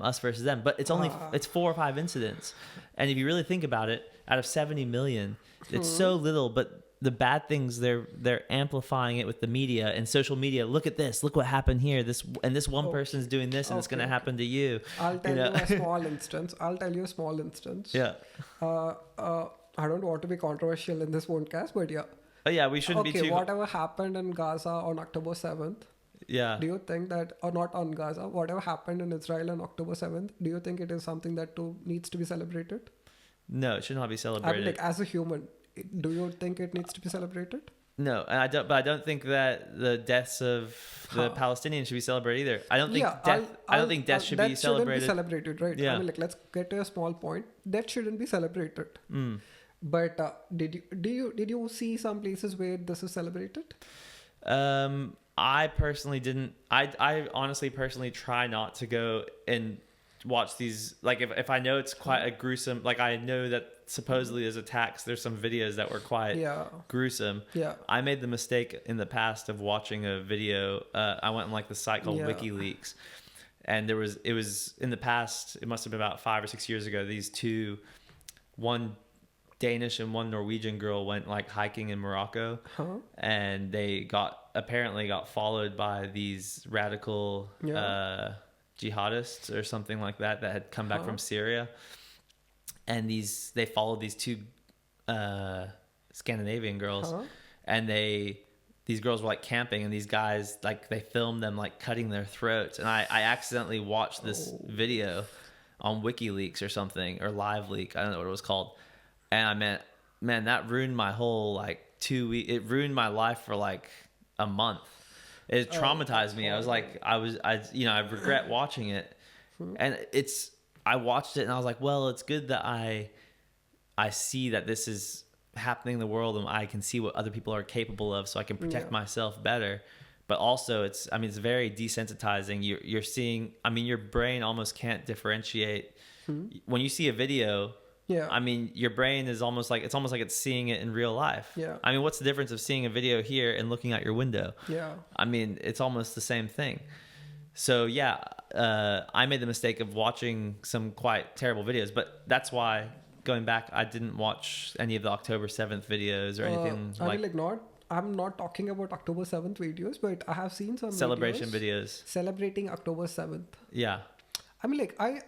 People went through bad in Palestine. Yeah. I do agree on that, but celebrating someone's death, horrifying deaths, that's gruesome. Oh, I do even see some white people from the UK or the US that sometimes, today I saw there was a migrant in France, I want to say, who was like climbing the side of a building, maybe trying to rob the building or something, and he fell, but from like 16 stories, and he died, obviously, I think. It didn't say, but there were people in the comment section like, oh, like, great landing. Like, like people were making fun of this guy who died. Yeah. And I don't know what he was trying to steal, or I don't know what he did in his life. Maybe he wasn't a good guy. I don't know. But yeah, I wouldn't go as far as saying like, yeah, we should be celebrating the death of anybody. Yeah. Even if you think it's the people on the other team. Yeah. Even like, yeah, celebrating death. Yeah. That's the thing. And that's what's happened. So people have been targeted so much by social media. That's the thing. So they'll probably show that video of the Palestinians or maybe other Muslims celebrating the Israeli deaths. I'll give you a clarity. I mean, like, it's not the Palestinians celebrating. I'm on their side. You don't know who it is. It was, I mean, like, if you talk about people, there are some people who are really radicalized to a very bad extent. In all different directions. You can be radicalized. You can be radicalized in a direction of being like a white supremacist. Yeah. You could be a white supremacist. You could be a black supremacist. Yeah. You could be a Islamic supremacist. They're all these people that are when you make people so radicalized. See, the UK people or what are the people? They're not afraid of immigrants. They're afraid of radicalization. Radicalized people. I agree with that. That's it. That's a point. That's a point they want to market. We are okay with immigrants. If you come here, if you follow our rules, regulations, and if you follow, I mean, like, if you are in UK, UK has its own stance according to its past in Israel and Palestine conflict. When it is taking a stand, it's a country stand, and you can't say that, you can't ask that country to change your stance, and you can't take the roads and do all that. Yeah. And you should want that's the thing. Like, nowadays, for instance, I'm not talking about the past. I don't know anything about the past. Just pretend I don't know anything about the past. Yeah. I would like India to remain Indian. Yeah. Like, if I want to go visit, I don't want to go visit India because I want to visit the UK. I want to visit India because I want to get the experience of India. Yeah. And if I go to like Thailand, for instance, which is actually becoming quite westernized because so many Western people are going there for vacations and stuff. But like, I would like to experience Thailand, the culture of Thailand. I don't want to go there and like experience a different culture. I want to experience the Thai culture. And if I go to America, I want to experience the American culture. Yeah. And so, I think people are just fearful of like losing British culture and losing the culture. And I guess people say, oh, Britain doesn't have any, but they do have culture. They do have culture. They have some unique aspects of their culture. I mean, like, actually, I like the way how they're very polite. Yeah, polite. I mean, like, I like the people in Scotland, to be frank. I mean, like, I told you that I like Aberdeen too much, right? The only reason about that is, like, before India, I never stayed in any other country. So I was like, obviously, little, thinking about whether should I go or not. But after coming to Scotland, the way the people treat me is so good. I mean, like, I like the people. They're so polite. Yeah. That made me comfortable. And now, I finished my graduation and I want to stay here for like 2-3 years more. Yeah, I'll contribute really good to the society as well because it gave me a lot of love. So I'll give something back to the Scotland because, it maybe in further I'll go and start a company in Aberdeen or in Scotland, and I might give some more jobs. Yeah, good enough. Yeah, and I think that's a really nice attitude to have. I think what you're saying is very, it's very hopeful, and I think that if anyone else is listening in the UK or America where they're having their own what they claim an immigrant crisis, there are people. You shouldn't just stereotype, oh, immigrants bad, because you have immigrants that are coming here that are very skilled, like Nikhil, very skilled.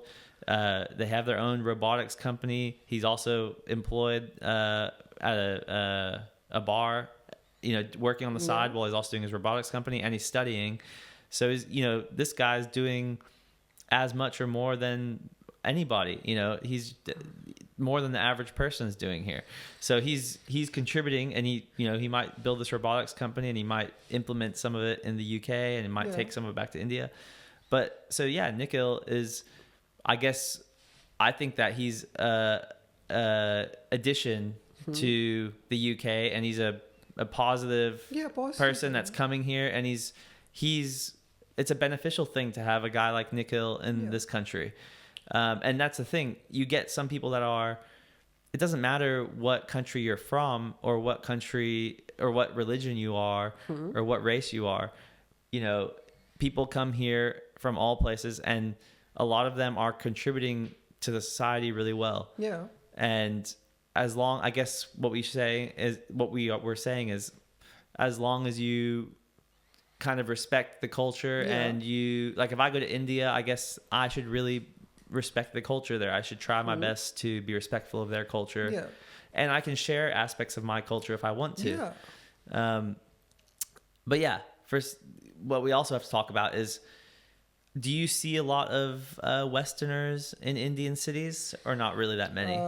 Yeah, these days I was getting to see a lot of people, You're starting to see more and more. Yeah, I mean, like, is it businessmen or is it like business? I mean, like, I've been in companies and all that stuff, right? I mean, like, I'll tell you a very strange way how I ended up in UK and Scotland. So I was running, I was dealing with my company's investments and all back in India. Where? In India. But you said in West. I was dealing with my company investments. Okay, sorry. And all. So I was in Dubai 2022 for an expo over there in World Trade Center in Dubai. Okay. So I was pitching my product to the people and over there. I mean, like, I want to extend my company companies and all that stuff. So I was talking to a lot of people. Suddenly I get to see a person from UK embassy and all. We talked, and then the connection became really good. So we get to talk in our office about how possible opportunities of shifting the company to there, or like any extensions and all. Then I was like pretty much okay with to explore new opportunities and all. So I ended up in Scotland. Wow. So, you know, the person who came to me is from UK. So it's not like in the past. Things are changing really fast in India because there is a lot of different research going in India. I mean, like, you talk about ISRO, it was one of the top leading space research organization. Didn't you tell me, like, they sent a spacecraft to India for like 1/10 of the price or something, or maybe, what was it, like, the USA sent like how much did the USA they spent like $2 billion on a rocket, and India sent a rocket up to space for like $20. No, they figured out how to do it cheap. I'll tell you one thing. I mean, like, you watched Interstellar, right? I haven't seen Interstellar, actually. I need to see it. With that movie's budget, we sent a space probe to Mars. With that movie's budget, we sent a space probe to Mars. India spent a space probe to Mars. So what is that, like 150 million or something? Yeah, somewhere around that. And what would like a Western space probe cost? Like much more. Like billions or something. Maybe there's just less red tape in India. Like you can hire some, you know, I don't know. Obviously there's less. What are the way? Like that's another thing I want to address. So, you know, you talk about India's a great country and it sounds great. But then you see these other, you know, like media that says like, oh, in India, they're only earning $1 a day, or that's like the average income is like $2 per day or something. And when you hear that, it's, or maybe it's, is there a minimum wage in India, or is it just like, I mean, there's obviously, would you say there's still a lot more exploitation of the lower class people in India? I don't know much about that thing, but I'll tell you what exactly I feel about that. So in India, you have a lot of people. You see, we have 140 crore people on Earth. So when you have a lot of people, I mean, like I'll quote one of the, what's 140 crore? Is that 1.4 billion? Yeah, 1.4 billion. Okay. So I'll quote one of the famous lines from the last president of United States, Trump. India is not only India's largest export is human brains. Brains, yeah. I mean, like, I don't know how exactly to make it sound right. India has the most technically sound people in the world, and it was the biggest exporter to that. I mean, like, if you talk about United States, Indians only account for 8%. Very small number, but we do contribute a lot in income tax. We lead a lot of industries as CEOs and all. Well, actually, I was studying here because I'm in a court case right now with the University of Aberdeen for discrimination against me for being white. Because they only wanted to hire they said that I was the best person for the job. My qualifications were the best. But because I was not from an underrepresented group. Because I'm a white heterosexual man. Huh? I'm not. They wanted somebody who wasn't white, who was part of LGBTQ community, and who was a woman, more than they wanted me, even though I had the best qualifications. Okay. So I'm suing them right now. Okay. I'm in the middle of that. But what I was gonna say is that oh man, I just lost my track of thought.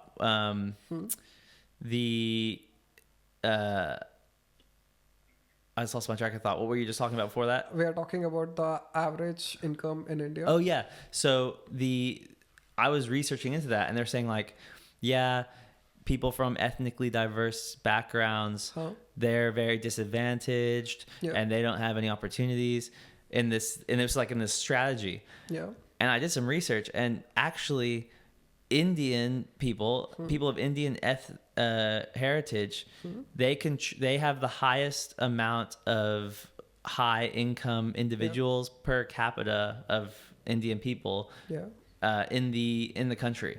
So like you have more percentage of Indians are earning a high salary in relation to the Indian population in the UK than white people are in relation to their. Yeah. So you have more rich Indian people in the UK relative to their population. Yeah. So in my case I was like, well, I said, but I mean, it cost only like 50 to 100 pounds to play tennis for 1 year to get a membership. And I bought my tennis racket for £5 at the charity store.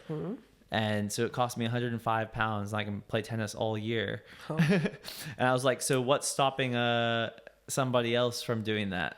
Like, what's stopping somebody from an Indian person or I mean, at our work, we had people of all different ethnicity, right? We had people from Nigeria, we had people from Pakistan, India, Spain, and we had Greece, we had people from everywhere. And we're all making more or less the same money. Yeah. More or less. If we're all working the same hours, we have the similar wages. And so my question is, and I'm interested in tennis because my mom liked tennis.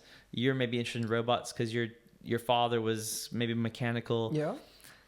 But so my question to the university and to the government, because it's the university is part of the government, was why is a person that is not white and not a man and not heterosexual, why is a person like that more disadvantaged in terms of playing tennis?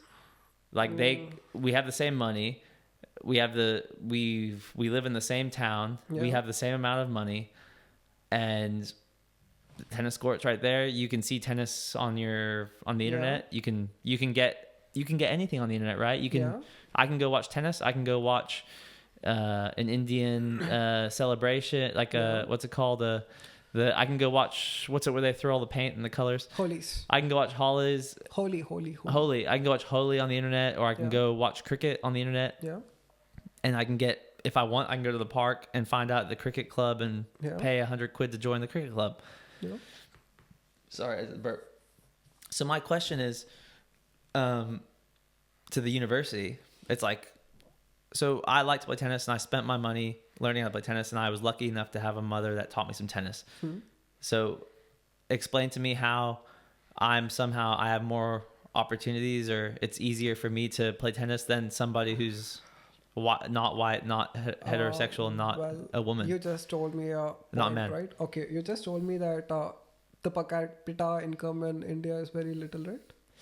Well, I was asking you about because in the UK, the average Indian income is higher than the average white person in the UK. Now let's go back. So let's go to India. So why do you think that Indians have a lot of higher pays in UK than most of the UK whites?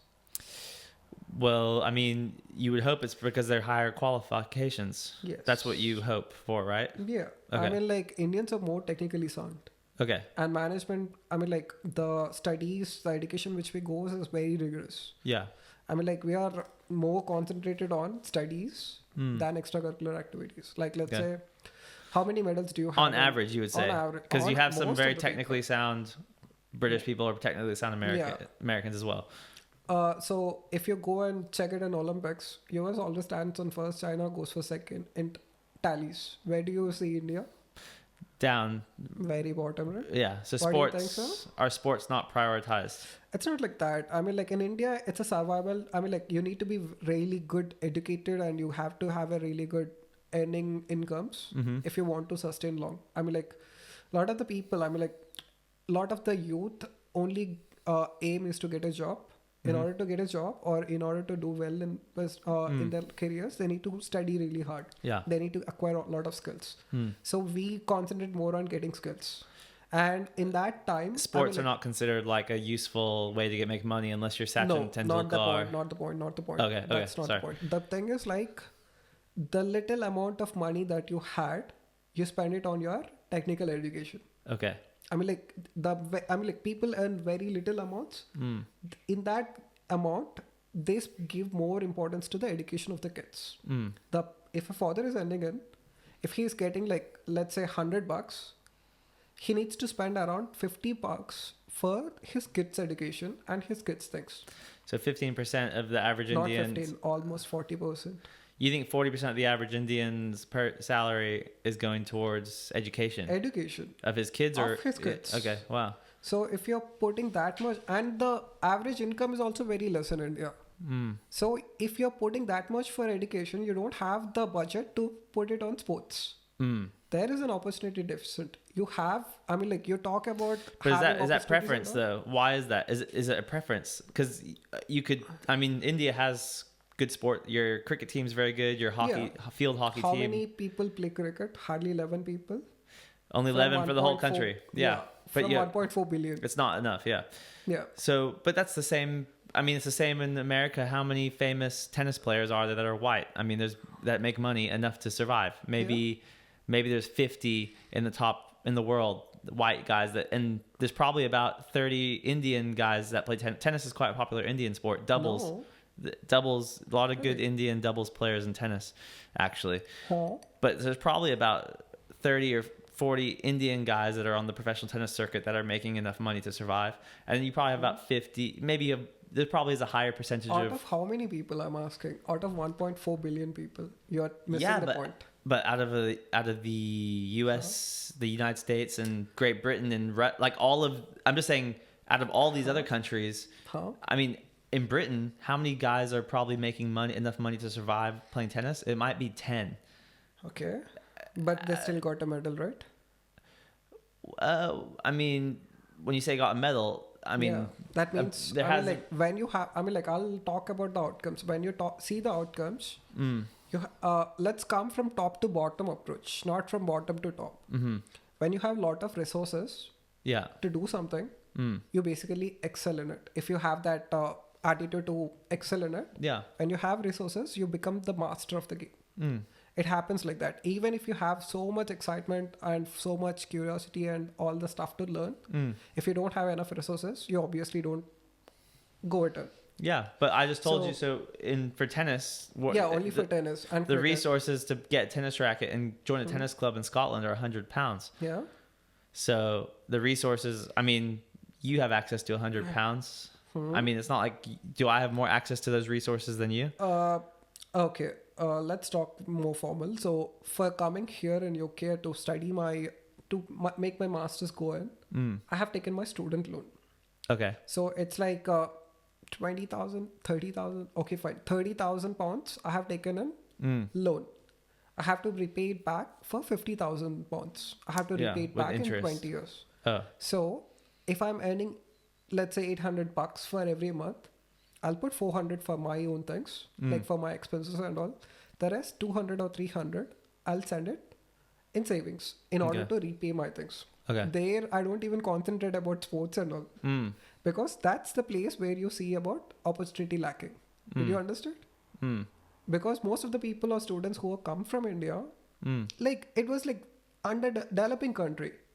So the difference. But white people white people here have student loans as well. Yeah. And there's a lot of lower income white people as well that that have less money. That they have I'm just saying in general, it doesn't matter if it's just India or white or Muslim or black.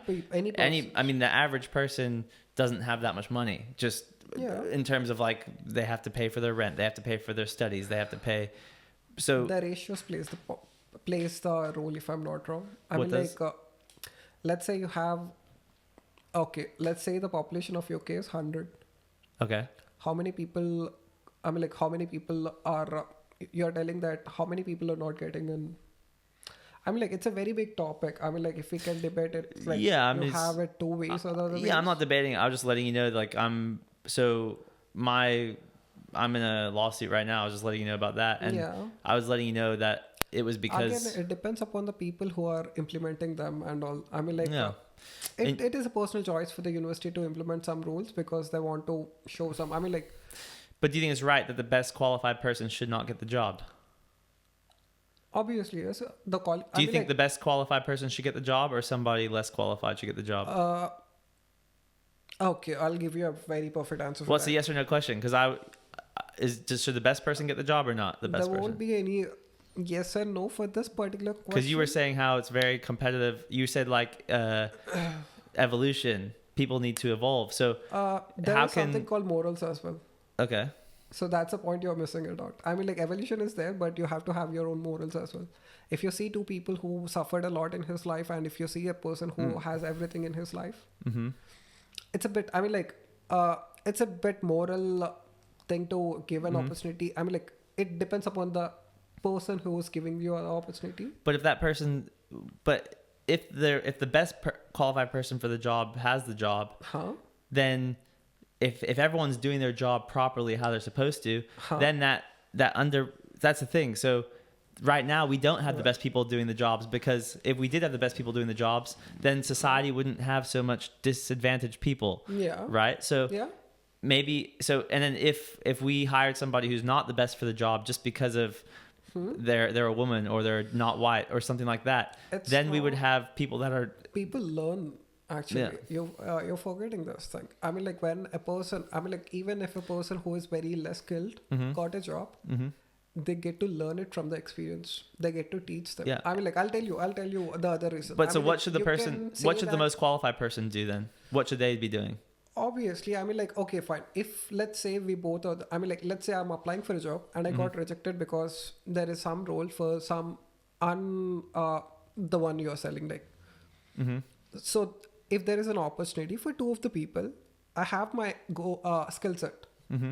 He is like lacking in all the things because he didn't got proper opportunities to compete with me. So why should he get the better job? Yeah, I mean, like, if you ask me a disabled person, I'm like, if you ask me to choose between a disabled person and me to take a job, I'll give my job to a disabled person because he would. Yeah, well, disabled people, yes, because it's disabled. So you agree on that point? Well, in the UK law, disabled people, Leave you all are the laws. no. Let's talk more In UK law, a disabled person is allowed to be just selected just because they're disabled, just to help a person who's disabled. Yes, but they do learn things.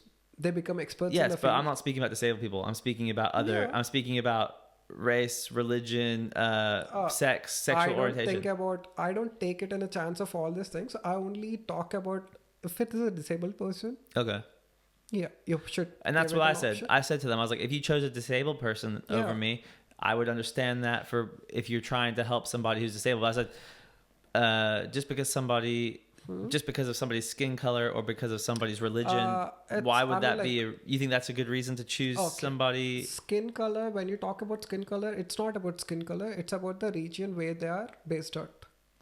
Well, no, that's not what it says in their strategies. If you read I just did a court case on this. So the strategy says non-ethnically diverse males are preferred for this position. Women are preferred for this position, and LGBTQ individuals. Well, they said they are underrepresented, and we would prefer an underrepresented person for this position. So basically, it's saying we would prefer somebody who is not white for the position. We would prefer somebody who's not a man for the position, and we prefer somebody who's not heterosexual. We would prefer somebody who's lesbian or gay or bisexual. So it didn't say anything about disabled. Okay. Because we have to understand a disabled person Is it I have disabled people in my family? Let me take the side of. I mean, like I'll take both sides of you and the university. Let's take. Yeah, the you can university argue. You side. can argue against me. I'm just curious. So let's say there are 100 openings in the university. There are like a lot of faculty coming in. I'll give you a complete overview. There are a lot of faculty coming in. A lot of people are coming in. I mean, like there are a lot of openings in the university. So they have to choose some places. I mean, like if you go for a university in place, I mean, like let's say if you're a professional faculty, obviously we don't care about your color or race or anything. If you're good, that's it. Right?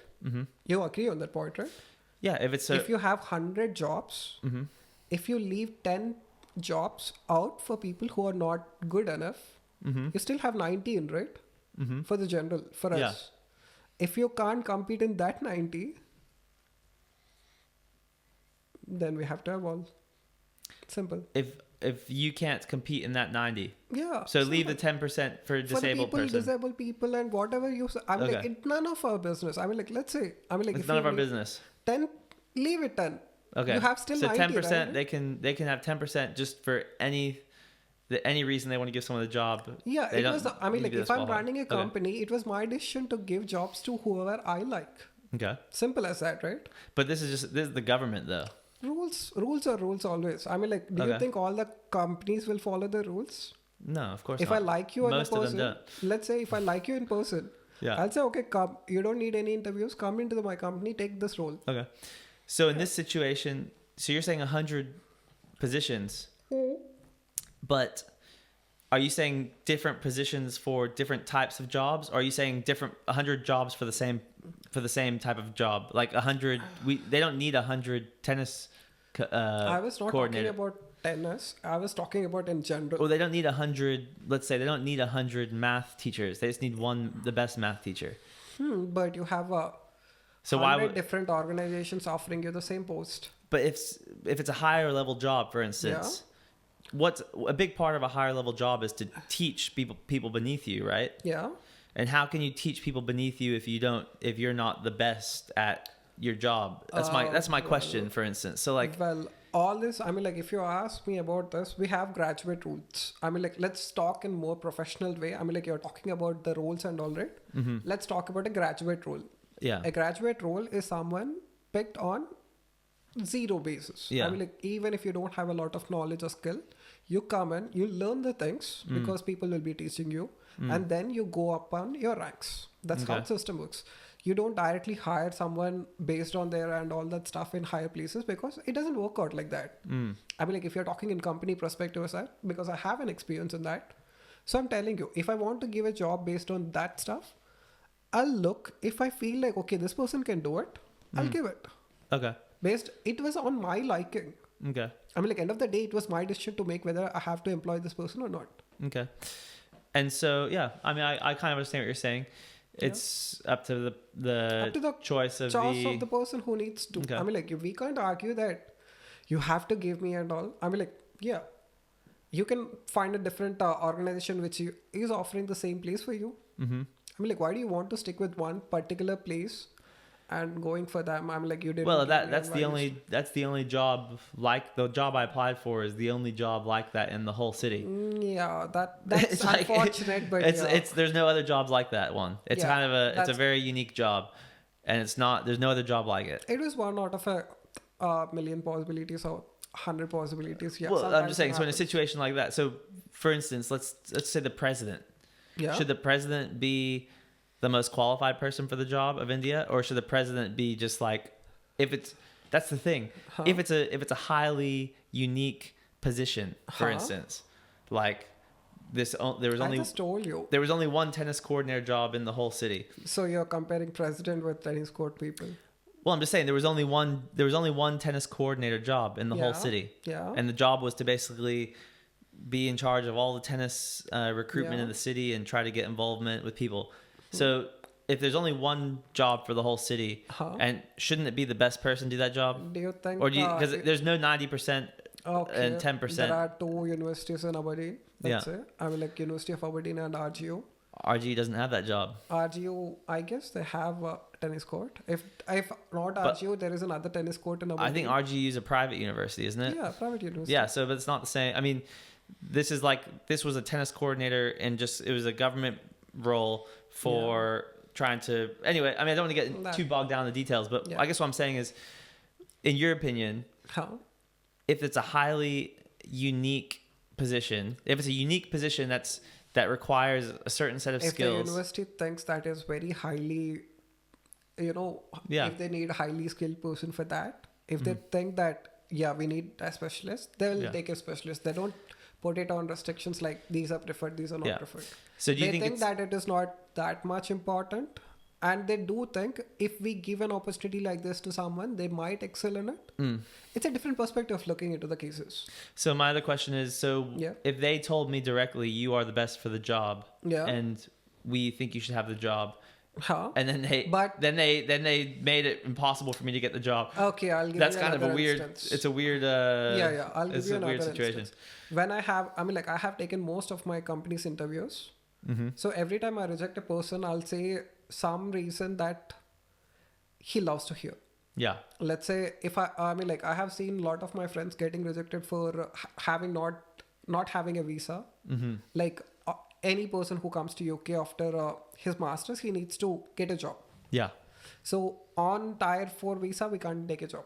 Yeah. So the very comfortable way of companies rejecting us is like, bro, you don't have this you don't have this requirement satisfied, so we can't offer it. Okay. But do you think that's a reality? No. I'm talking from the company perspective. Yeah. I know this candidate is not apt for the job. Yeah. Clear cut. Because we don't do that. Yeah. If this person is not apt to the job, I'll say, I don't want to hurt your feelings. Yeah. I'll say, bro, this is the thing. Check it out. That was a formal way or, easy smoothing way to reject someone in a good way, because we don't want others to hurt. If we say that visa is the only thing that is stopping you, he will improve his skills more. At the same time, he'll sort it out and he'll go for the role again. Yeah. It was comfortable way of telling or passing the information. That's completely different. We do say sweet words. If we don't sweet words, you might not apply for the same role again. Yeah. We might lose some potential good employee. Yeah. Yeah, we will give sweet words. We will say that. You say it nicely. Yeah. Yeah. So, but going back to, so you were saying before that you think 10% of the, we'll wrap it up soon because we're over 2 hours now. Yeah. But I was saying, so do you see, I guess in life we have empathy, obviously. But I have a question for you. Yeah, how do you see the future? How do I see the future? Yeah. Let's say like in 40 years. It depends. I just hope that I do think as a person who has experienced not getting a job that they were told they were the best candidate for the job, it makes me fear for the future in some ways in terms of like, I think humans, in terms of the evolution, you were saying the evolution. Yeah. I feel like if the best people aren't getting if the best people are not getting their jobs, I feel like it's going to hold back the human evolution. So you're okay, fine. That was good. I think it's going to hold back. I mean, I think it's going to hold the evolution because you asked me what I think for the future. And so I was asking like, how are we going to live in future? I was like, today, now we are having, how do I say? You were talking about in general, like what do you think? What do you think like in next 40 years, what are the major things that are going to be changing? Well, I mean, AI is obviously going to be a huge one. AI is going to be a really big one, but like you're in AI and you're saying how it's going to basically replace jobs. Actually, I'll tell you something. I'll tell you something which I was creating at the moment. It was quite interesting. I want to tell that. Yeah, definitely. Anything you want to tell that to the world. Yeah. Maybe it was recorded today. In a span of 10 years, I'll make it truth. So I'll tell you in advance to the people to get ready for what is coming up. Okay. So yeah, I was creating this, you can say it as a cloud brain or something like that. Okay. It's an assistant. It's an assistant brain for your brain. Okay. Simple as that. All your repetitive tasks, that does it. It does it. Let's say you want to do research on a paper. It does a research. It lets you know all the things that you need to know, you need to understand in order to understand the complete paper. Then it gives you time to think on the advancements. Let's say, okay, I'll give you a small example. Now, let's say about how to make a coffee. So in general, if you're a completely new beginner, you never heard of making a coffee before. So let's say now what do, you go to internet and you type how to make coffee. Then it shows a lot of tutorials and all that stuff. Now, after watching everything, after reading every books, then you start making your coffee. Right? That was the usual traditional way. Yep. The way I want to cut it down is like, I was developing my own software, Snoopy. So if I say, Snoopy, can you please help me up with making coffee? Simple as that. It will say, Nikhil, coffee is like, it gives you, like you need to take the coffee powder, put it on water, boil the water. Once it is done, you can add some milk and sugar. That's done. That's a start. It will let you know how to make it. It will assist you in making. Up to here, you don't need to do any research. Now your research begins. Now you start asking questions to the software. Like, what are the advancements I can make it to that? What other advancements I can make to the coffee? Now you can make espresso. Now you have your cappuccino. Now you have your macchiato and all that stuff. These are the things where you start researching. Like how to make it even better.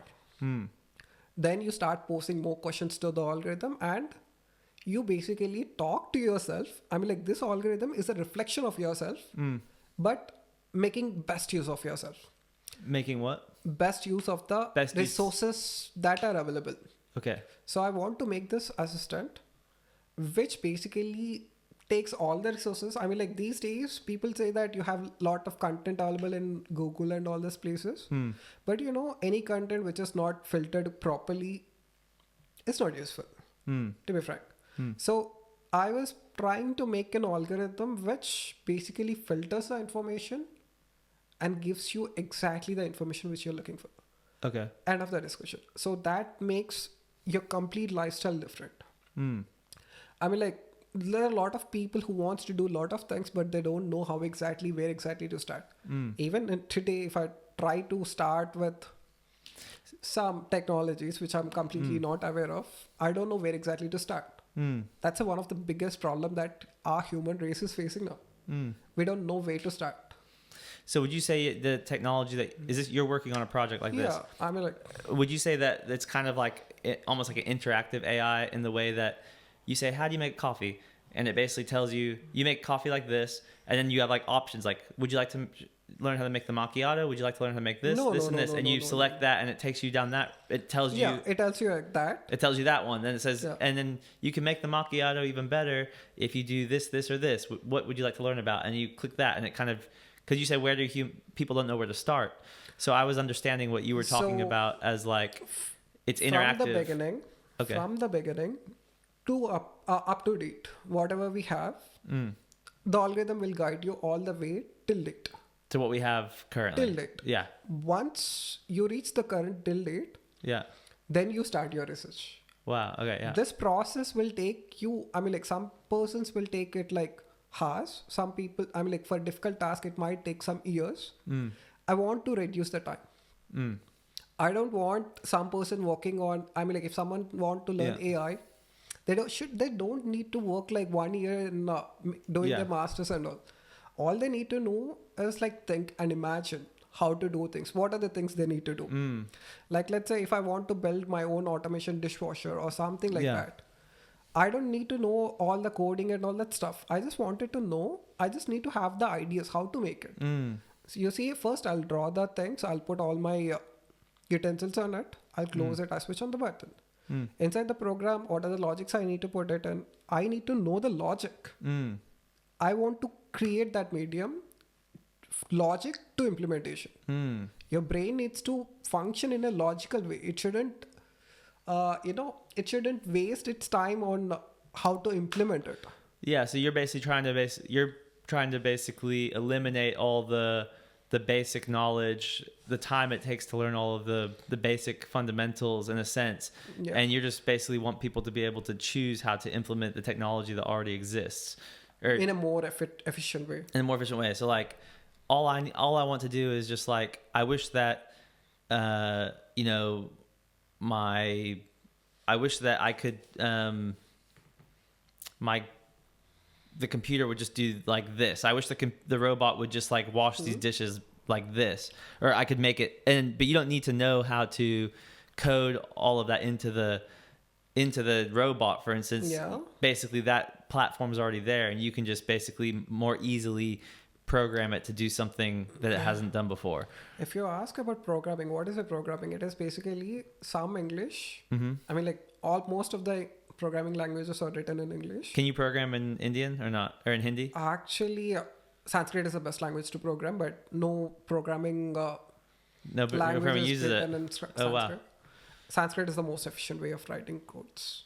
Wow. I mean, like I heard it from a lot of scholars and a lot of scientists as well, because it has its own reasons for. I mean, like the Sanskrit is one of the oldest language humans ever know. Even European languages are from Indo-European language. That was the ancient language which Europeans used to speak. Greek language, French, and all these things basically are from Sanskrit.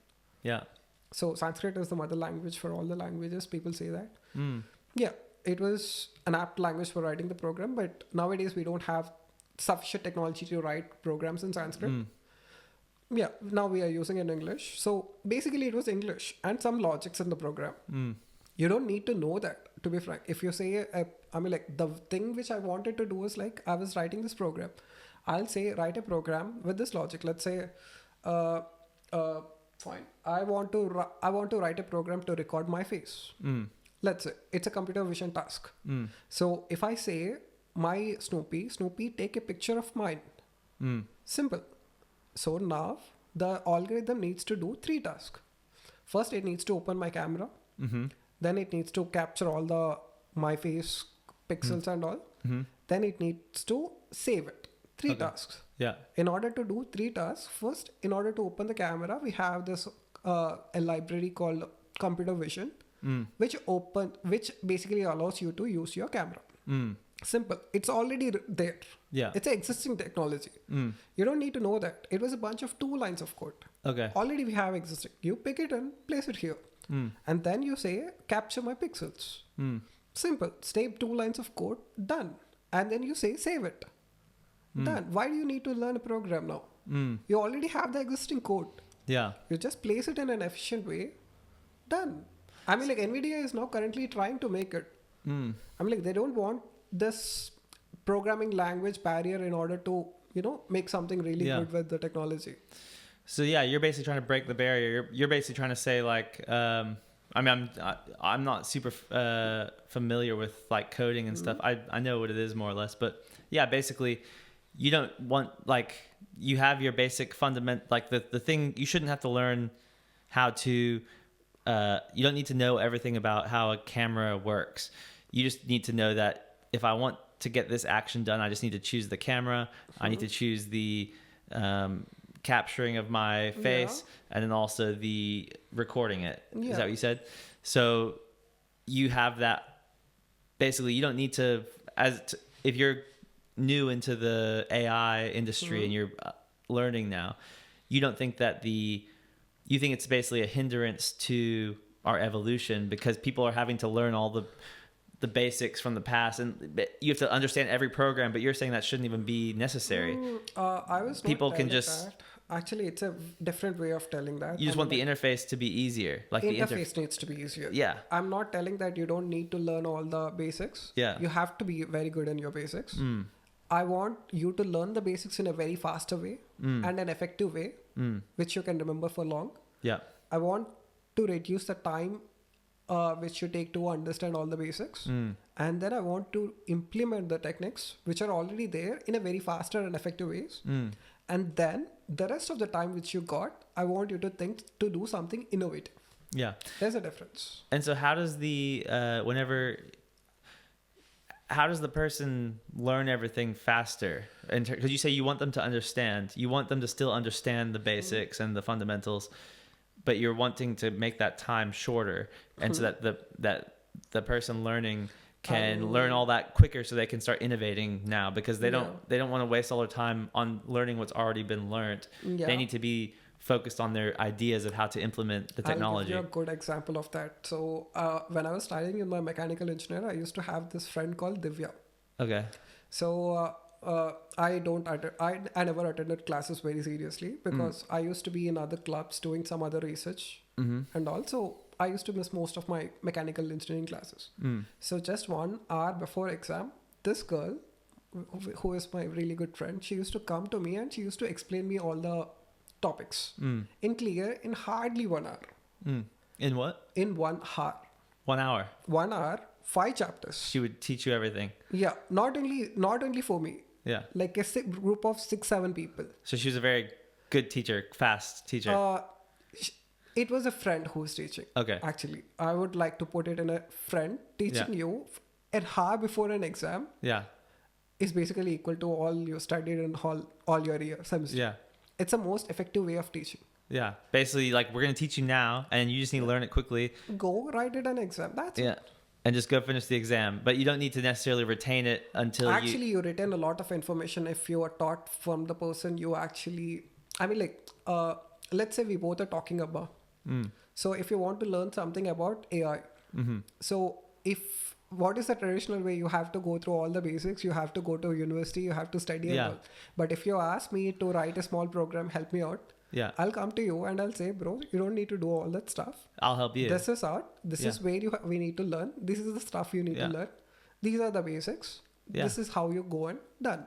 Hardly it takes like half an hour. Yeah, I mean, if I wanted to, exactly, maybe I have an idea for, I've actually thought about this many times in my life. I had really good ideas for applications. Yeah. And even before they start doing like, you know, nowadays with COVID, they would like scan your face for like NHS, and because of COVID, you weren't allowed to go into the, and you had to get your NHS passport. And so that, and even when I got my, sorry, I bumped the mic. Even when I got my like British residency, they just did like a face scan on my phone. It's like, scan your face here, here, and here. And then they were like, that's, so you have your ID is digital essentially. And I mean, I was thinking about this maybe even before COVID. In 2016, I said, isn't it sometimes, I was like, wouldn't it be cool if you could just have, you don't need a driver's license, or you don't need like a identification or a passport. Imagine if it was just on your phone. Like, and you could just, somehow they could like verify your face, and they could verify everything and just put it into your phone. I thought about this before they even did it. But I just didn't have, I was like, I don't know anything about coding. That is what I want to do. I don't know how to make an application. I don't know anything. But I often have lots of ideas about like, oh, that would be cool if we could do an app like that or an app like that. And then you're basically saying, yeah, great. We should get people that don't even have to know anything about that. Basically, it's better. You're basically saying it's better if we have somebody who doesn't know all this stuff. They just have the idea for how to use the product. That's not the thing how I want to say. Actually, my way of, I mean, like the way how I look at society is like, you need to have that excitement and curiosity to learn new things. And maybe you the need person to have that imagination to think and do new things. That's the only thing which I feel like that is essential for your development or doing new things. So if you're doing those things, if you have an idea, I mean, like, let's say you have an idea in 2016 how to make it, but you didn't know how to make it happen. So I was not telling that you don't need to know anything about that. I was telling you, I'll make sure that you learn everything in fastest way as possible. Okay. I mean, like, I gave you an example about Divya, right? She's my good friend. She knows how exactly I know, how exactly I can learn it faster. She teaches me in an apt way according to me. So personalize the teaching, like personalize the instruction and make it as fast as possible. As fast as possible. For how you learn. So I want to make an algorithm. I told you in the very instance, I was trying to make another brain, assistant brain for yourself. So when you have an assistant brain, basically what it does, it was you. teaching yourself. You got the point, right? You know how So it's basically you should- basically upload that information into the brain, Yeah. and then that brain knows how I think, and it will just Yeah. teach me that faster. It will teach you faster. Like, Okay. I was not telling that I'll put a chip in your head and I'll do that stuff. No, it was it was small assistant which you can use it in your mobile or any other places. So it's an AI brain, basically, Yeah, AI brain, that which- understands how you learn. Yeah, how And then- you learn, how you do things in regular life, And when it all. teaches you, it can specialize the things, make it how super you want, fast, super so fast. you can learn it super fast. Yeah. Oh, I get it now. Wow. So basically, you're trying to. Sorry, I don't know why it took me so long to understand that, but yeah, you have to understand. I don't have any background in yeah, AI, that's perfectly fine. so I do use ChatGPT quite a lot. Yeah, But yeah, so basically, you're making a ChatGPT that it's personalized to you. Each Yeah. person, it knows exactly the way that you learn best, and it understands your customized way of learning. And then anytime you want to learn something, it can just give you that customized knowledge that your brain understands really easily, and Yeah. then you can learn it 10 times as fast as if it was just like a textbook that everyone has to read. And maybe some people don't understand the textbook and some people do. Different people understand the writing, the way of teaching different. Yeah. So you're making basically you log into your AI. It's your assistant brain. Yeah. And that AI knows you like a book. It knows everything about you. Yeah. And then that AI can just teach you everything way faster. That was one vertical of what I was doing. Okay. There are different verticals as well. So Okay. I mean, like, different verticals is like how I organize my days. Let's say today I have meetings with, I mean, like I told you, I have to hit the gym and all that stuff. So there are a lot of different schedules I have. So according to my mood and all that stuff, I mean, like these days people are not caring about, I mean, like, yeah, work, these days people are not caring too much about mental health and all that stuff. Because, yeah, who cares? Right? But you have to care about You your have own to, yeah. mental care and all that stuff. So if an AI can understand you better, it can also support you in mental health and all that stuff, so that you might be a better person. I mean, like, if you want it to teach, I mean, like, the moment it starts, I mean, like, the moment this algorithm starts, it behaves as a best friend who always wants to make your life more better. There's a difference. I want to create this pain so that it acts like your best friend. It was again you. I mean, like, I want to make that self-love happening. It was you teaching you in a more efficient way, and it was basically making your life more efficient as possible. It gives you more time with your family. It exactly allocates your times perfectly. It makes your life more smoother, easier. It gives the power. I mean, like, I mean, like, what are we up? I mean, like, people are more afraid of AI and all, but they are actually missing the smoothest and best part of it. It basically gives you time to think and do more innovative jobs. We as a humans, I mean, like, the best part of being a human is like you have very good brains. We are hardly using 1% or 2% of it. Our brains, we're only let's using. get to use it like 10, 15% at least. I'm like, why not? Yeah, like we're basically most of our brain space is occupied with like going to your job to make money, to pay your bills. But my fear, what you're saying is like, is the utopic vision for AI. And I like that. I mean, that would be amazing. Yeah. But I think what everyone's afraid of is that the people that are in charge of the algorithms and the AI, some of those people might not have the best interest. They might try to hijack it to like just make us better consumers and enslave us more somehow. That's the point. I'll come to that point. I mean, like, yeah, that was one of the possibility which can come or may not come, but I can ensure you this thing. When I was creating my algorithms, I want my personal life to be very secure. I mean, like, obviously, if I'm creating something which is artificial and storing all my memories and all my stuff, day-to-day life, obviously I want it to be more personalized. I don't want it to be connected with internet. Right? If something is not connected to internet, most of your threats are gone there itself. Most of the threats are gone if you're not connected to the internet. Yeah. Okay. I was making you your best friend. I'm like, I'm talking to you as yourself. I'm like, you don't need internet to access your models. You can create offline models as well. Maybe technology will update in future to make you that offline models. I mean, like, you don't need to be afraid of some things. Like, yeah, you know, this comes. Whatever happens, it is in future. Today, let's think in a very positive way. I mean, that's what I would like to think about. Yeah. I mean, and it would be utopic if you could build something like that and it had good intentions and it was controlled by people that had good intentions for you that were implementing these No, why algorithms? there is a point of someone controlling your AI? You can control your own AI. I mean, that would be the best. Yeah, That would be the best. That is the best point. That's a point, right?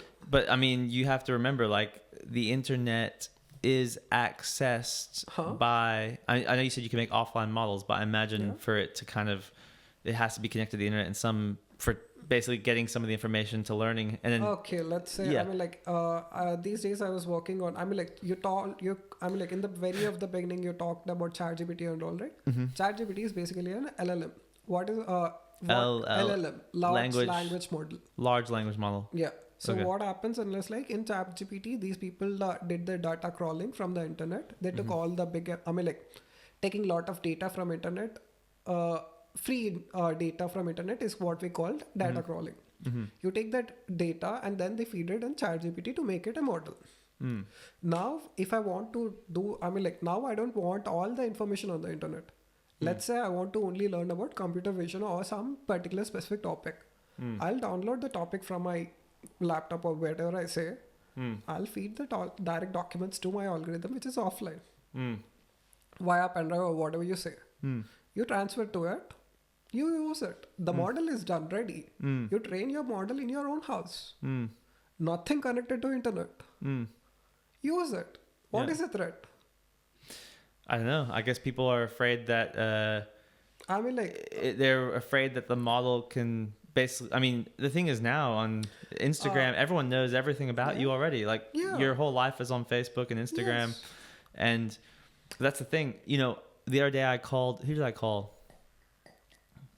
Have you ever, like I know for sure, like definitely some government agencies, like the HMRC, I mean, the government obviously has access to your bank account because they take the tax automatically. And at the end of the year, they calculate how much you've made and they pay you back that tax automatically in your account. In the UK, they do it automatic. And so it's clear that the government does have access to, the government has access to your financial information and your financial data. And I mean, that's the thing. But the government, if the government does have access to that, you would imagine that they have access to other aspects of your personal life too. And then you just hope that the government has the best intentions. Because look at the history. I mean, we've had bad governments before. We had people, I mean, almost every government has done bad things, you know, and we're trying to get away from that. But basically, you know, I think what people are scared of is that just the technology gets in the wrong hands. So ideally, I mean, like ideally governments are chosen by the people, right? Well, you think that, I mean, Basically, I mean, you vote. We hope that, but our last guest, if you listened, he said that their election was rigged. Their election, he said in Venezuela, I mean, nobody could possibly vote for Nicolas Maduro anymore. He's destroyed the whole country. And so surely nobody's voting for him. And they proved using like a blockchain technology that the election was stolen in Venezuela. Apparently, that's what my previous guest told me. And so then imagine if that government gets control of these, if they get access to these second brain, or what if they get access to your AI, and they can just say, okay, what do they can? I mean, like, what all they can do with the AI? They could program the AI. Hey, AI, can you? Anytime somebody is, we need less people, for instance. Can you start pushing more suggestions of like, trying to get people to have less children, maybe by like saying like, oh, you don't need to have a relationship or you should be LGBTQ, or you don't need a relationship. Being single is great. You don't need to have a wife and a kid. What if we could maybe gear the algorithm to kind of start making more suggestions of like pushing society, very subtle, angles, right? If you have an angle, at the beginning, it's a very small change. But if you keep going the distance, it gets further and further away, the trajectory.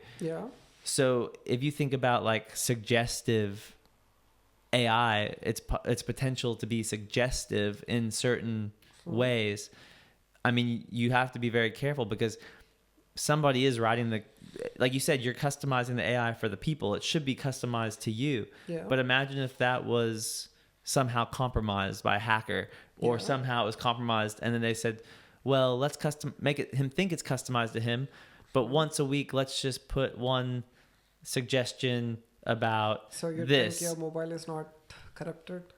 What do you say? So you think your mobile is not corrupted? Oh, I think it's probably definitely corrupted. Then. But I'm saying that's what's going to happen with robots too, possibly. Possibly, Or see, AI, you know, possibly. The technology will update, to be frank. And you just hope people. Sorry, go ahead. I mean, like every day the technology keeps on updating. The more security things comes in. You don't know. It's a daily life challenge. You don't need to be afraid of it. I mean, like if you say that if someone suggests me to do something, I'll do it. Just come a bit closer, a little bit closer, yeah. I mean, like it's an everyday challenge, to be frank. I mean, like if you say that if someone suggests me something, I'll go and do it. I don't agree on that. I mean, like you have your own instances to believe in that. I'll take it. I mean, like there is a possibility if you keep on suggesting something and showing some content which can alter your decisions, that's bad. But when I'm talking about the brain, I'm not talking about giving you suggestions or something like Instagram feeds and all. I was giving you suggestions and making things simple. Yeah, but what if they say make a thing? Yeah, I know what you're talking about, but I said, what if they suggest you to make the thing in a certain way? So what if one culture, say for instance, what if, I'm sure you said, for instance, you told me in India they do the chai they do chai tea in clay pots. Yeah. And you said it tastes a lot better. Yeah. But here they probably do it in stainless steel. Yeah. So I guess you would a good responsible AI would say, oh, in India they do it in clay pots, and some people really like that flavor. They do the chai tea, but in the UK they make their tea in stainless steel. Yeah. But what I'm saying is, what if the AI just said, oh no, you should only do to make chai, you just do it in stainless steel. Yeah. But you think it's not possible for AI to be corrupted? Well, my first statement clarifies your thing. It was more personalized. It knows about you. That contradicts what you're telling now. I mean, like, if something is more personalized to myself, the algorithm starts thinking in my food, not something which is on other foods. But nobody, that's what I'm saying. You don't think that AI could be corrupted? Somebody could say, oh, we know that this AI knows everything about this person. Yeah. They already know everything about it. Yeah. And we can look at what that AI knows, and now we know everything about this person, and now we want this. That goes same with your mobile. Same with mobile, yeah. And so, but you don't think that's what's already happening to society? Is like society's being engineered in a way? I don't think. Because I mean, like to be frank, there is a possibility that people might manipulate like 1-2 persons, but in whole, it's a different. I mean, like if you talk about an Instagram or a Facebook, how did it started? I mean, like, why did it become so famous? Because it is connecting people. I mean, like, you are two different people. If you want to text, before Facebook, it was quite different. I mean, like, quite difficult. But after introduction of Facebook, it was quite easier for us to connect from different parts of the world very easily. That was the point why Facebook is created. Right? That was the base point. Even now, today in Insta, we can text all our friends. We can watch at all our friends' possibilities. That was one field. If you go and follow specific content, then you get the suggestions. It was your point to go and search for it. But how do we, so, and that's the thing. We don't have an objective truth for everything. So here's my question to you. Yeah. So, I mean, if you think about all the division in the world that we have right now, think about the political division in the United States, or if you think about as I'm saying, my Twitter feed and Instagram just shows me division. Yeah. And so it's making me think about how things are divided. And my question to you is, and so we have people with different opinions, right? Yeah. We have people that are Christians. We have people that are Muslim. Yeah. So here's the thing. If you have AI that's customized to you, and say I'm a Christian, yeah, and my AI is customized to me, and it's just saying, It's telling me, I would but never let AI with religious beliefs in it. okay, well, let's say, I mean, it's going to know me though. The AI is going to Yeah. know everything about me. So if you, I mean, like, okay, I'll give you a small instance how I use my own AI because I was using it every day. I'm just saying, how would it help you? How would it help Yeah. if it's customized to you? Yeah. If I'm just using this as an example, say I'm a Yeah. Christian, or say I want to build something, it knows that I like to think one way. Yeah. Then it's not going to suggest for me to think in a different way. Obviously, yes, it will suggest you. It will suggest me to think in a Yeah, different it way. will give you all the possible opportunities how you can go for it. Yeah. And then it will let you to choose what you want to do. Okay. Simple. I mean, like if you want to make a coffee, it will say, Nikhil, you can make these many different So coffees. it has to start with a choice You that you chose it. make. It Yeah. starts with a choice that you make. You and make then it. you can say, I don't even like coffee anymore. I'm sick of Yeah. learning about this. I want to learn about how to make spaghetti or something. And then, or I You want to pick learn. it. Yeah. Okay. It was your choice, not the AI giving. I mean, like end of the day, it was you doing the things, Yeah. not the AI. So just, I guess what I would say to you is just make sure that it's impossible for it to be suggestive. Then it would be beneficial. Yeah, it won't. As long as it couldn't ever be suggestive and that's the thing, it needs to be objective as well. It can't be saying like, okay, one thing is these people think that this thing's better, these people think that this thing's better, but we're going to teach this way. Yeah. That's the hard part, I would say, trying to overcome who has the objective truth in knowledge and how do we teach that. I guess it's only, if you're talking only for scientific purposes, I guess science should be objective most of the time. Obviously, I was trying to develop this algorithm for not for your personal life. I mean, like I want it to be properly for professional life. For I don't professional, want just for basically getting Yeah. basically science and I mean, like not and science building and or- building things. I want to build that gap. If someone wants to make something innovative, they should do it. That's it. Simple. yeah. I'm not very much interested in giving suggestions. No, that's not my cup of tea. Yeah, it just It needs was to be. your life. You need to live it. That's Okay. it. Well, how you want to live it, how you want to make yourself a better person, that's also up to you. I mean, like, let's say I have my goal. I mean, like, I want to do my body really well till my birthday. My Do your birthday is what? come. Your I mean, birthday. like, I want to make my body look so good Your birthday. for my birthday, Yeah. which is coming on January. So I'll say to my Google, I mean, like, to my assistant, this is my target. By January 13th, I need to have a really good body. Got it? Now, the algorithm starts working on it. It says, Nikhil, these are your days. This is your schedule. Go out, hit it. If you're not hitting, and if you're too lazy to do it, it will remind you, Nikhil, you're missing your targets. Look for yourself. It was not telling like you should do it. It was not telling you don't do it. It was just reminding you, these are the things. It's like how your best friend or how your own family member takes care of you. It was the best person to take care of you, to remind you what are the things that are more important to yourself. Simple. I like that. I mean, and so if you're in charge of that algorithm Yeah. and you're building it like this, I'm telling you, then- it was my brain extension. I mean, like, my brain is not manipulated by someone. I give my own directions to my artificial brain or assistant, whichever Yeah. it is. it just has access to the information and it knows who you are. But Yeah. I guess what I think that there needs to be some sort of security measure where the internet access, the internet access to the second brain, there needs to be like a VPN in between there, so that way it doesn't. Basically, the internet. If there's like a hacker, okay. if there's a When I hacker, say if there's a watch- hacker on the internet, they can't come and they can't say, "Oh, this is Raymond's second brain. Let's hack into that second brain." There needs to be like a that is VPN. good. There needs to be a VPN or something between the internet, the information and the knowledge and the other people, the connectivity, and the brain. There needs to be some sort of I'm sorry for the miscommunication, maybe VPN. for that, but it won't be an internet. It's not going to be internet at all. No. But then how is it going to have the information, the most recent You and up feed to the date? information. But you're only limited. Like I don't know how to make I tell it I want to make Okay, I want to make a plane. I want to yeah. build a plane.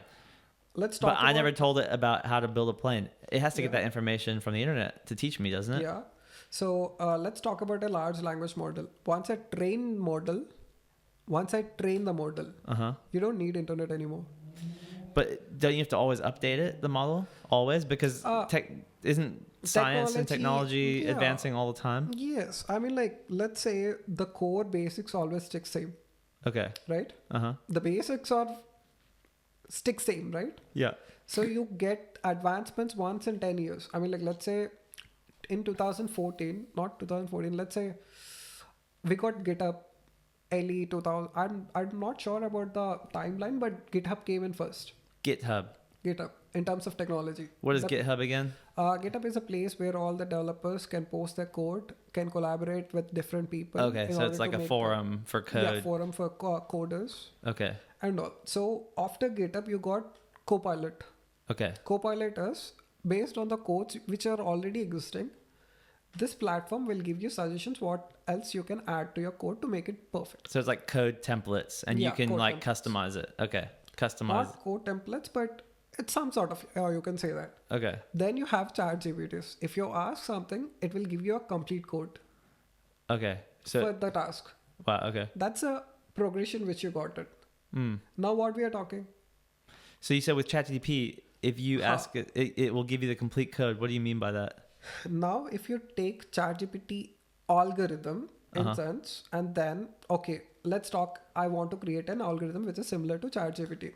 I'll create the algorithm. I'll feed all the data which I wanted to feed. Okay. Once I feed and once I train the model, I'll get the model ready. Okay. Once the model is ready, you can actually use it in offline.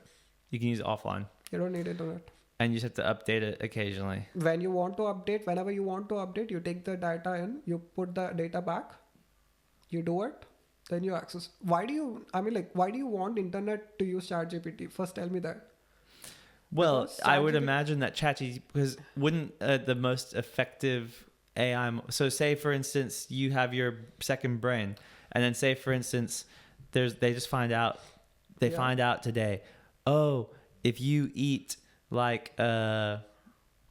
turmeric, you'll cure your cancer. I know we already have that, but say make a different discovery. Oh, if you just eat this carpet, it'll cure you from cancer. Say it's crazy, but just say that that's like a new discovery, or like we found out that, or if you look on Google News every day, I read the news, and it says, oh, doctors discover that if you stop drinking alcohol, that you will live like 2 years longer or something. Yeah. So my point is that every single day, supposedly, they're making new discoveries, and so they're adding to the knowledge all the time. They're adding to what we have. When do you think the last time ChatGPT got updated with the database? When was it? Like 2020? I mean, if you ask ChatGPT about the recent past, it doesn't know too much. It doesn't answer. Yeah. The last time ChatGPT is, the ChatGPT is trained up to the dates 2020 or 2021 so far. Yeah, but you can get the new updated one, right? Like you pay for it and get. It was a process, but still the ChatGPT is same. It only has data up to 2020, right? So what happened is when they trained the model, they gave data till 2020. It was not up to date.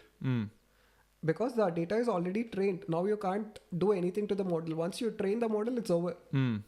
Once you train the model, over. So it doesn't have access to the internet. It doesn't have access to the internet. Internet. Yeah. The only things which are you getting is from the model without internet. Yeah. You need internet just to connect to the ChatGPT model. That's it. Yeah. If you have your the model is not like a live. Sometimes I imagine it being like a live thing where it's getting the data from the internet. No, it doesn't work like that. Okay. It doesn't work like that. So you already have all the data inside that model. Wow. Okay. You only need internet in order to interact with the model. If you have your model in your own system or laptop, why do you need internet? Yeah, I guess. But because the model might not be, I guess it might not be up to date. Shouldn't that be the goal of AI? Like having a live, it's a model that's always, it's constantly updating itself. It was, it's a very big topic, but if you want to update model continuously, you need very high powered systems. High-powered systems. Very high-powered systems. Like your GPUs. We don't have that yet. We don't have it in rooms. But do they have quantum computing and stuff or not yet? I'm not sure about that, but it takes very big amount of GPUs to train the model. A continuously live model. It was actually, at present, I feel it is impossible to do it. You think that It's not. You think that it's impossible to do that right now? Right now, it Okay. isn't. Continuous learning, even Gemini, you take it any LLMs, continuous learning is not an option there. Continuous learning, but I mean, shouldn't that be the goal? Continuous learning. Shouldn't that be the like? Isn't No, that? I Wouldn't that believe be? it won't be that worth it. It's not worth it. Yeah. Continuous learning. If you say continuous learning, I mean, like basically, See, I think you're wrong in my no, opinion. I'll tell you. I mean, like, I'll tell you the reason why. I mean, Yeah. like today, a person comes in and says this is right. Yeah. Within next 2 years, some other person will come and say, that person is wrong. This is the right thing, and this is the thing. But you get to the conclusion within a span of 5 years. Yeah, but that's too The long. things- It's like yeah, the same as you president. can No, say but that. no, because things change, man. Like Yeah. things are changing all the time. Yeah. It's like when you vote for a government, you're basically equivalent. Like you vote for a president. Huh? This is an example I'll give you. So in the last election in the USA, Yeah. the election was about, oh, how did the presidents handle COVID? Oh, look, Trump didn't do well with COVID. Oh, Biden, he wasn't the president, so we don't know what he would have done. And they were debating on the past Yeah. about how to become president. But as nobody voted for the presidents based on how they're going to handle the future. Yeah. So Biden gets elected. They didn't even, whenever the people were choosing, Yeah. they didn't even know what the policies were going to be of each president on Ukraine or on Palestine. I don't think They so. didn't. They didn't They'll know give the people you- because maybe Biden makes a terrible decision in. This is my choice. I'm just saying to you. Okay. So maybe he makes a bad decision. Oh, he did with like Afghanistan. The way he left Afghanistan was really bad, apparently. So, but when the people voted for him, they did not know that we were going to leave Afghanistan and he was going to fuck it up. They did not know that the war between Russia and Ukraine was going to start. Huh? Because when we voted for those presidents, they didn't talk about those things. They were only talking about COVID, the past. So it's almost like a language model because when you vote for a government, for instance, if you vote for a government, you only vote on that government based on what they've done in the past or what they tell you they've done in the past. I'll tell you a different But you- approach as well. You I can't mean, vote like, for them for what they're going to do in the future. So, and that's if the advantage of a continuous AI learning model is that, yeah, I mean, we need to have the most up-to-date information Yeah. sometimes. I mean, maybe like what you said, oh, maybe it was this, but then they changed their mind. They went back to this. Yes, that happens. But Yeah. in terms of like being able to decide on current events, like maybe there's like tomorrow there's like a COVID again, like a new virus. And maybe you need to ask your AI like, oh, I don't know what to do. I've contracted this. Shouldn't that AI have the most up-to-date information to help you and say like, look, okay, they've just found out in China now that, or they've just found out in the USA, like the best thing the most current thing now that they're saying to do is this. Yeah. But look, I guess that's dangerous because if you look at COVID, what happened was that first they said everybody needs to get oxygen, Yeah. but then they realized that was bad. They realized it was bad to give people oxygen because it was making their lungs just like stop working. So I can see how what you're saying, it's not good to have the most recent information because maybe it's wrong. But in other ways, you should have the most recent information. Well, So I'll answer all your questions. First, you started with Biden and Trump, right?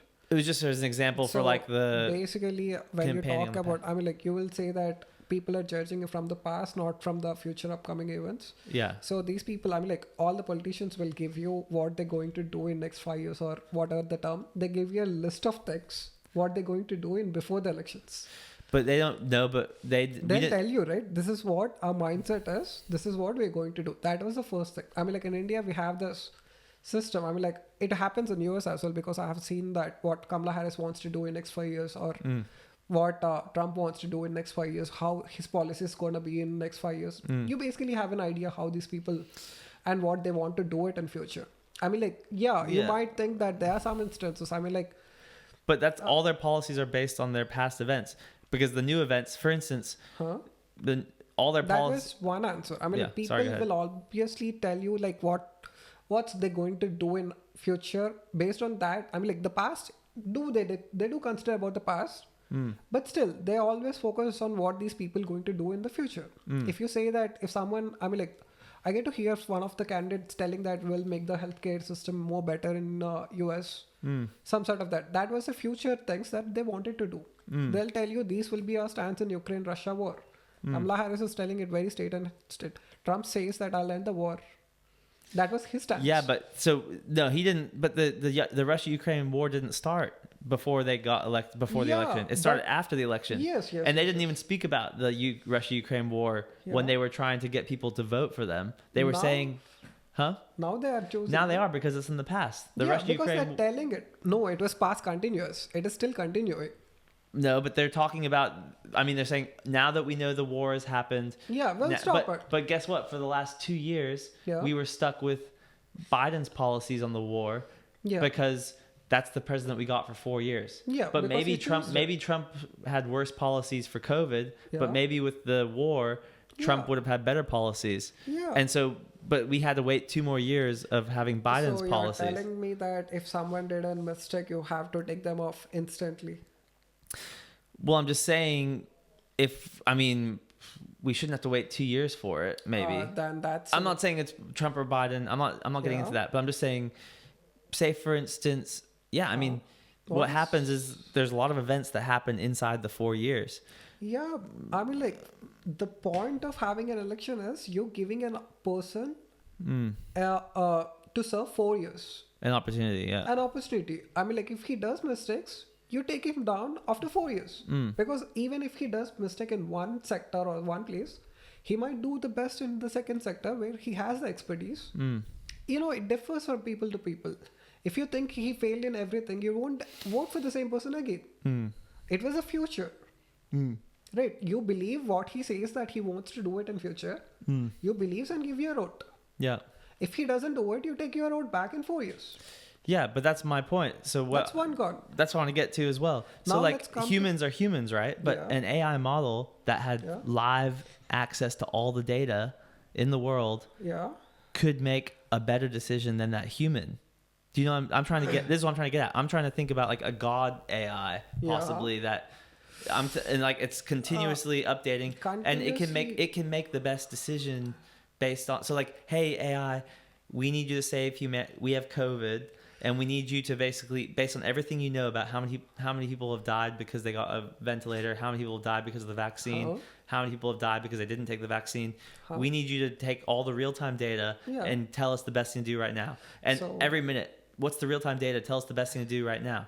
But that would be like how I think AI would be the most useful because you're talking about humans and like humans. Yeah, exactly. The government updates every 4 years. Yeah. And then in between that person is a human and he's flawed. Biden or Trump, they're both flawed. They're not perfect.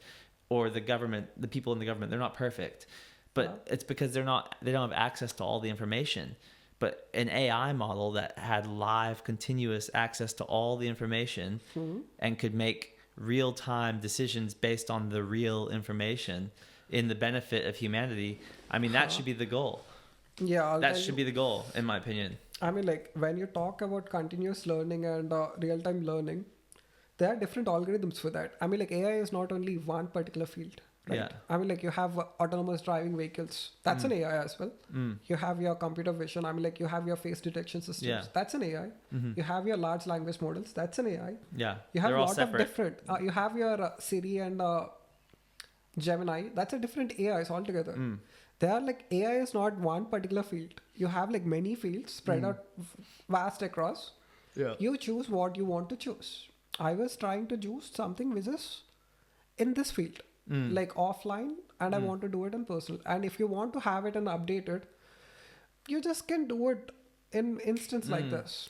Oh, so you just want to make one element of AI, and you want to be the second brain. Okay, and I understand that, but I was just asking in terms of like, do you think what they're going to do is take all of these different AI models and give it access to one central AI that also has access to everything? That was hypothetical and that doesn't happen. You think it's impossible? No, it wasn't possible. You don't think it's possible in the next 10 years? 20 years? Definitely not. Like a super brain?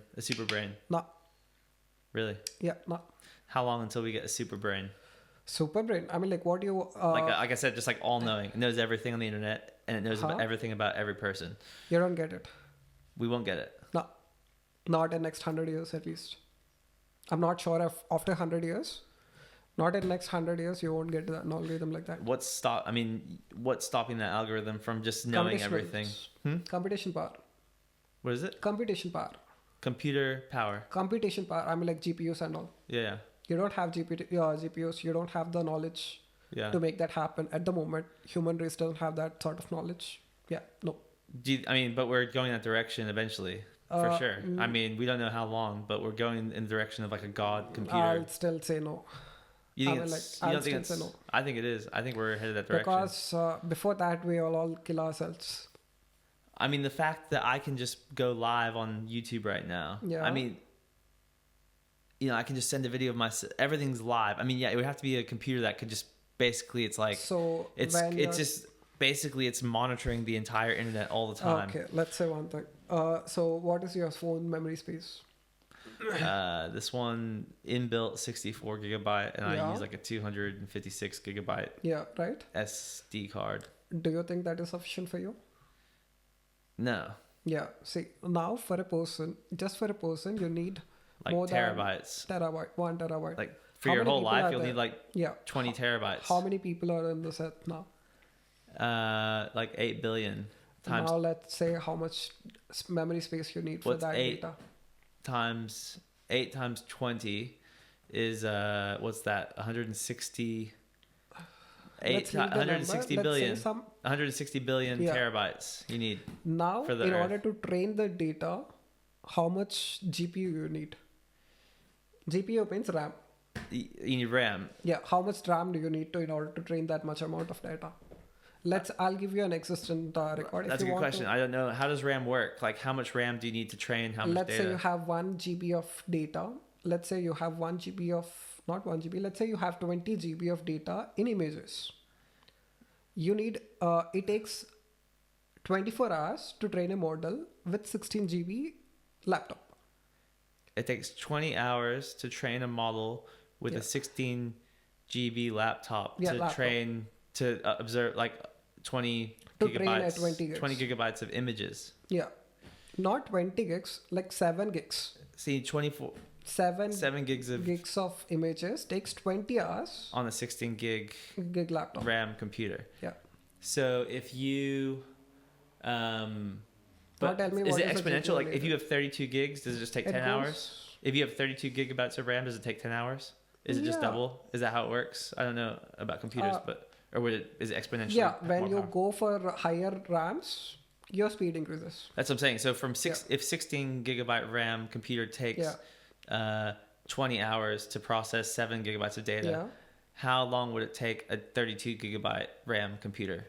Just let's say half. It would take half. Yeah. It's actually it's all relative like that, like math. It's like algebra basically. Let's go. If you double the RAM, you half the For this time. instance, we'll go with that. Okay. Because I wasn't sure. I thought maybe if you double the RAM, you have exponentially higher power. That doesn't happen. It's not really like that. Okay. That's just my lack of knowledge about computers. So, okay. So you need, and then, I mean, you have to think how much data is being uploaded. How much data you told before? What did you say? How much data, how many billion gigs you need before? It was 160 billion terabytes just for data. Now let's go with the RAM. Plus, and so you need, you said 7 gigabytes would take 16 gigabytes, 20 hours. So how much space and how much money you need to build that system? We can probably, I mean, I don't want to get too much into it, but it's a shitload. Yeah. Yeah. Now let's talk practicality. Has all much that, I mean, like. And here's my question though. So here's a question. So you need data space to store all the past history, right? So every and again, it was not from now, from all the start from the civilization, you need to store all the data. Yeah. And then you have to train the model. So you have to have expanding storage space. And an expanding RAM in order to process the expanding storage space at the same rate. Is that right? You couldn't have like, your RAM would actually have to be getting greater all the time to handle the increase in data all the time. So you'd have to have a computer that was like improving it, like basically expansion. So if you keep on expanding, how much space, how much resources will go into I mean, it'd be impossible to expand as fast as all the knowledge that's being put onto the internet. That's it. Yeah. unless you have quantum compute. I mean, I don't know anything about quantum You computing. go for any computing. I mean, like You don't think quantum computing could do something like that? I heard quantum computing was doing like crazy Yeah, stuff. what do you think about quantum? Because it I has don't a know bigger anything about RAMs. Anything that can have bigger RAMs is what we call that. Quantum computing. Supercomputers. I mean, like you call supercomputers, right? Yeah. Anything with greater RAM spaces, greater GPUs is Uh-huh. what we call supercomputers. Okay. Yeah, it makes your calculations more faster. What's like the computer with the most RAM that you know you've ever heard of?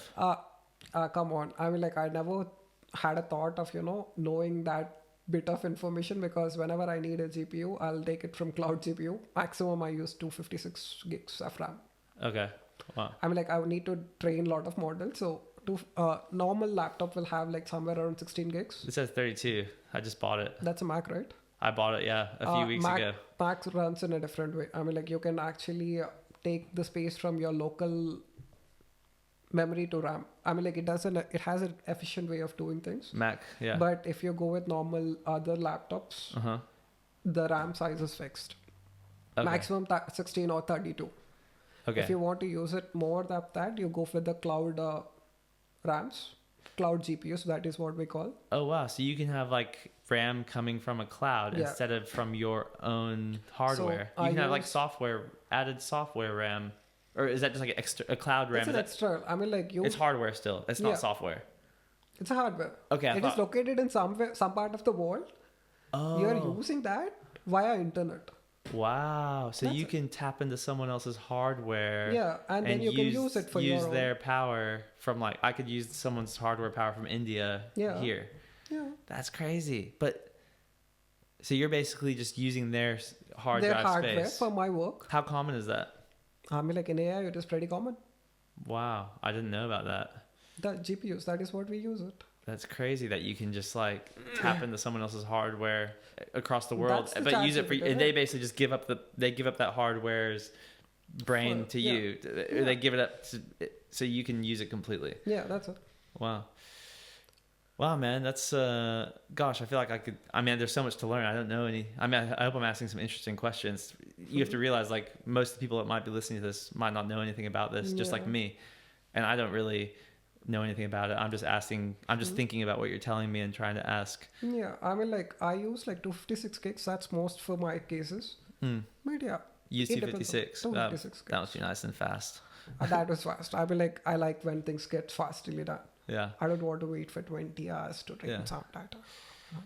Yeah, man. I mean, you're trying to understand your mind. Like Yeah. that's what this is about. I try to understand Yeah. other people, and trying to really understand what you know is crazy because you know so much, like so much different to what I know. I mean, like even you know. you might say that, but there are a lot of people who has a lot of good knowledge bases and all. Yeah. But the only quality that I admire in myself is like I always have that excitement to learn new things and do Yeah. things in an innovative way. That's it. Yeah. I think it's awesome. I mean, I'm having to try and get that because Yeah. I get quite set in my ways. I like to do things how I know how to do it. And there's even maybe easier ways or better ways to do it. And I just stick with the old way because it's like, that's the way I know. Yeah. But so, yeah, I mean, basically learning, I have to admit, I'm not a great learner. Huh? I always think I know everything, but I'm starting to try and learn more and ask questions and, you know, I mean, like there are a lot of things about, I mean, like if you want to try something new, you have to, I mean, like you should accept that, okay, there is a lot of things that I have to learn first. Mm-hmm. I mean, like I believe in sharpening the blade before cutting the tree. Sharpening the blade before cutting the tree. Yeah. Mm-hmm. I mean, like if you go with a blunt axe and try it, it takes a lot of time and effort. Sharpen your knife better. Yeah. Single stroke. That's it. Simple as that. Yeah. So I believe in learning a lot of things. It might take some time. Yeah, I'll give it my time. Because I was giving my time to encourage my own skills. Yeah. My own curiosity to do things in a different manner. So yeah, I'll take it. I'll take the shot. I mean, like if you're spending time and resources on yourself to make yourself better, it's not time waste. Yeah.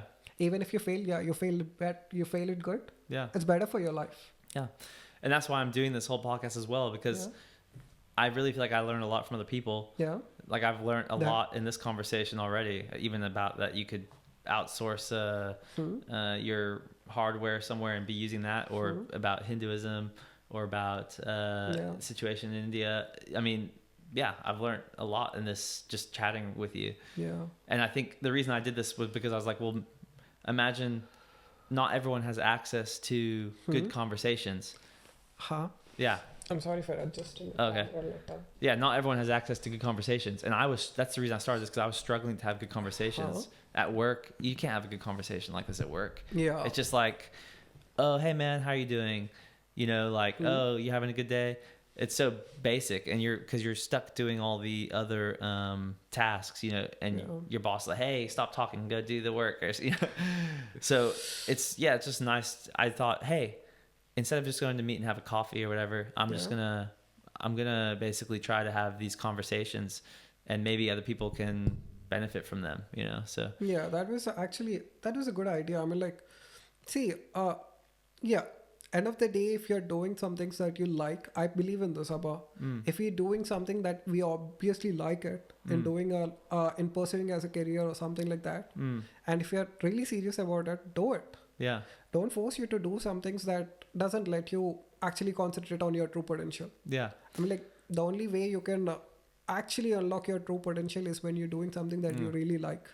Yeah, but you have to manage, like you and I, we have to have a job on the side right now. Yes. You know, I mean, like, that's the same excuse everyone gives to themselves to not do their things. But well, you have to stop. Yeah. I mean, you have to basically figure out what you like and put your mind to it, and just find the energy.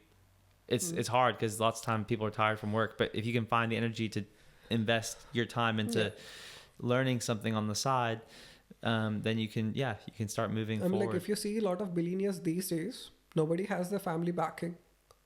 I mean, like, a lot of the billionaires in these days who are coming up, they don't have the family backing. Yeah, they're new billionaires. They're new billionaires. Yeah. Why do you think that everybody got Save 24 Hours? Yeah. If they're coming from scratch and doing all that stuff, they're doing something. They did something that we are not doing us, right? Yeah. So it's pretty simple. I mean, like, they're doing something they liked, and they want to do it more because they want to success.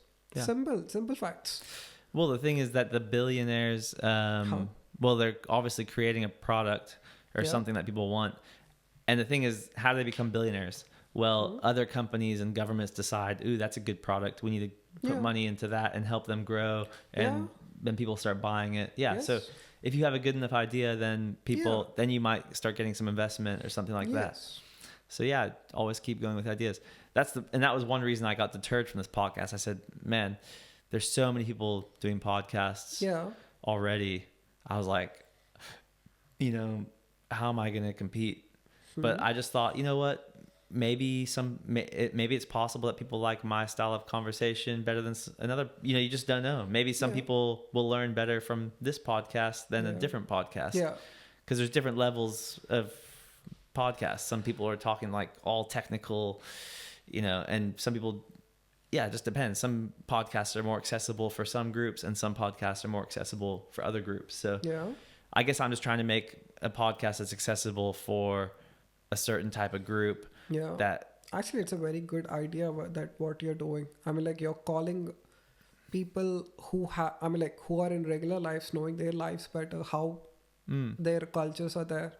It's a really good topic. I appreciate on that. I mean, like, and we're not rich, you know, like we're not celebrities. That's the thing. A lot of these podcasts are like celebrities, and you're like, and I'm like, oh yeah, who wants to hear me or my friend from work talk? Yeah. But maybe people can't relate to the celebrities, and the thing is, I think you and we're valuable citizens, and we like you're smart, and I do my music, but we're just, maybe it's not appreciated as much as some other people's products. Yeah. But it doesn't mean that it's, in terms of, it still should have its own value, and its place in the world. Value is, I mean, like, in my opinion, the value is decided by the time. By the time. I mean, like, today we are normal citizens. Who knows what turns out tomorrow? Maybe you might be the best YouTuber beating the Mr. Beast. Yeah. I might be the next, I might be the first Nikhil Janugama. Yeah. Who knows? Yeah. It'd be great. It goes on time. Maybe in tomorrow, some people will watch this podcast and say, these people talked long before they thought, and they said that they want what they wanted to do in the podcast, and they did it. Yeah. That sounds really fascinating for me. Yeah. Yeah. The only reason why I want to come, why I came to this podcast is like, okay, let's talk. Yeah. Let's talk about what are the things I wanted to do, and let's go to the future and see. I told you I'm going to do those things, and I did it. Yeah.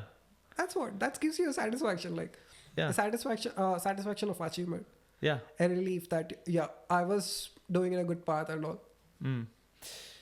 Cool, man. And I mean, where are we at? We're almost at 3 hours now. Okay, so we need to probably wrap it up. You may have. But is there anything, do you have like a website or anything that you'd like to share with any guests that they should know about with your products or your future developments? Or is it all kind of still in development at the moment and not quite?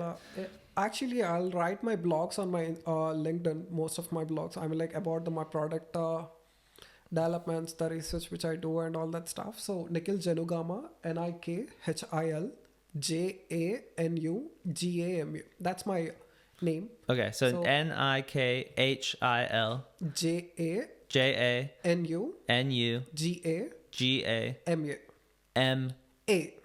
Okay. Nikhil Janugama. So if you go to the LinkedIn, you'll easily find.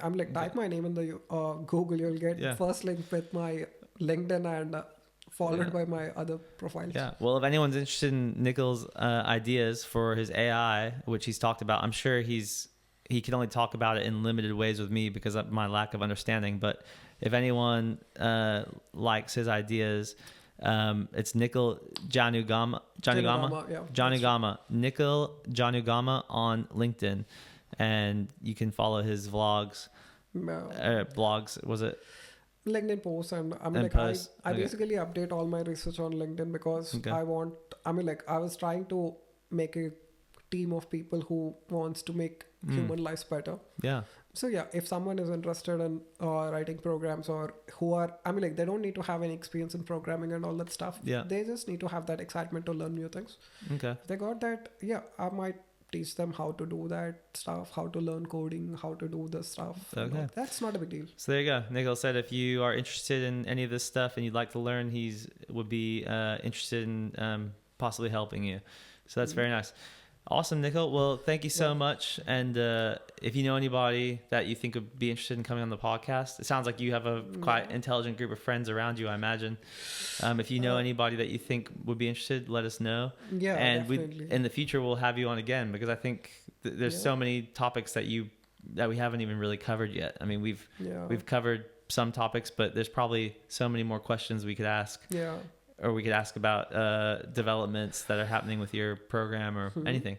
So anyway, man, well, thanks so much for coming on the show. Yeah, thank you so much. Thanks so much for having me, Raymond. Yeah, I enjoyed it. So I really enjoyed it. I didn't know that we already passed 3 hours. It's been we are talking, but it was an interesting topic to hear all the things. Yeah, and I forgot to tell you, I'm gonna write a song in Indian coming up soon. Good.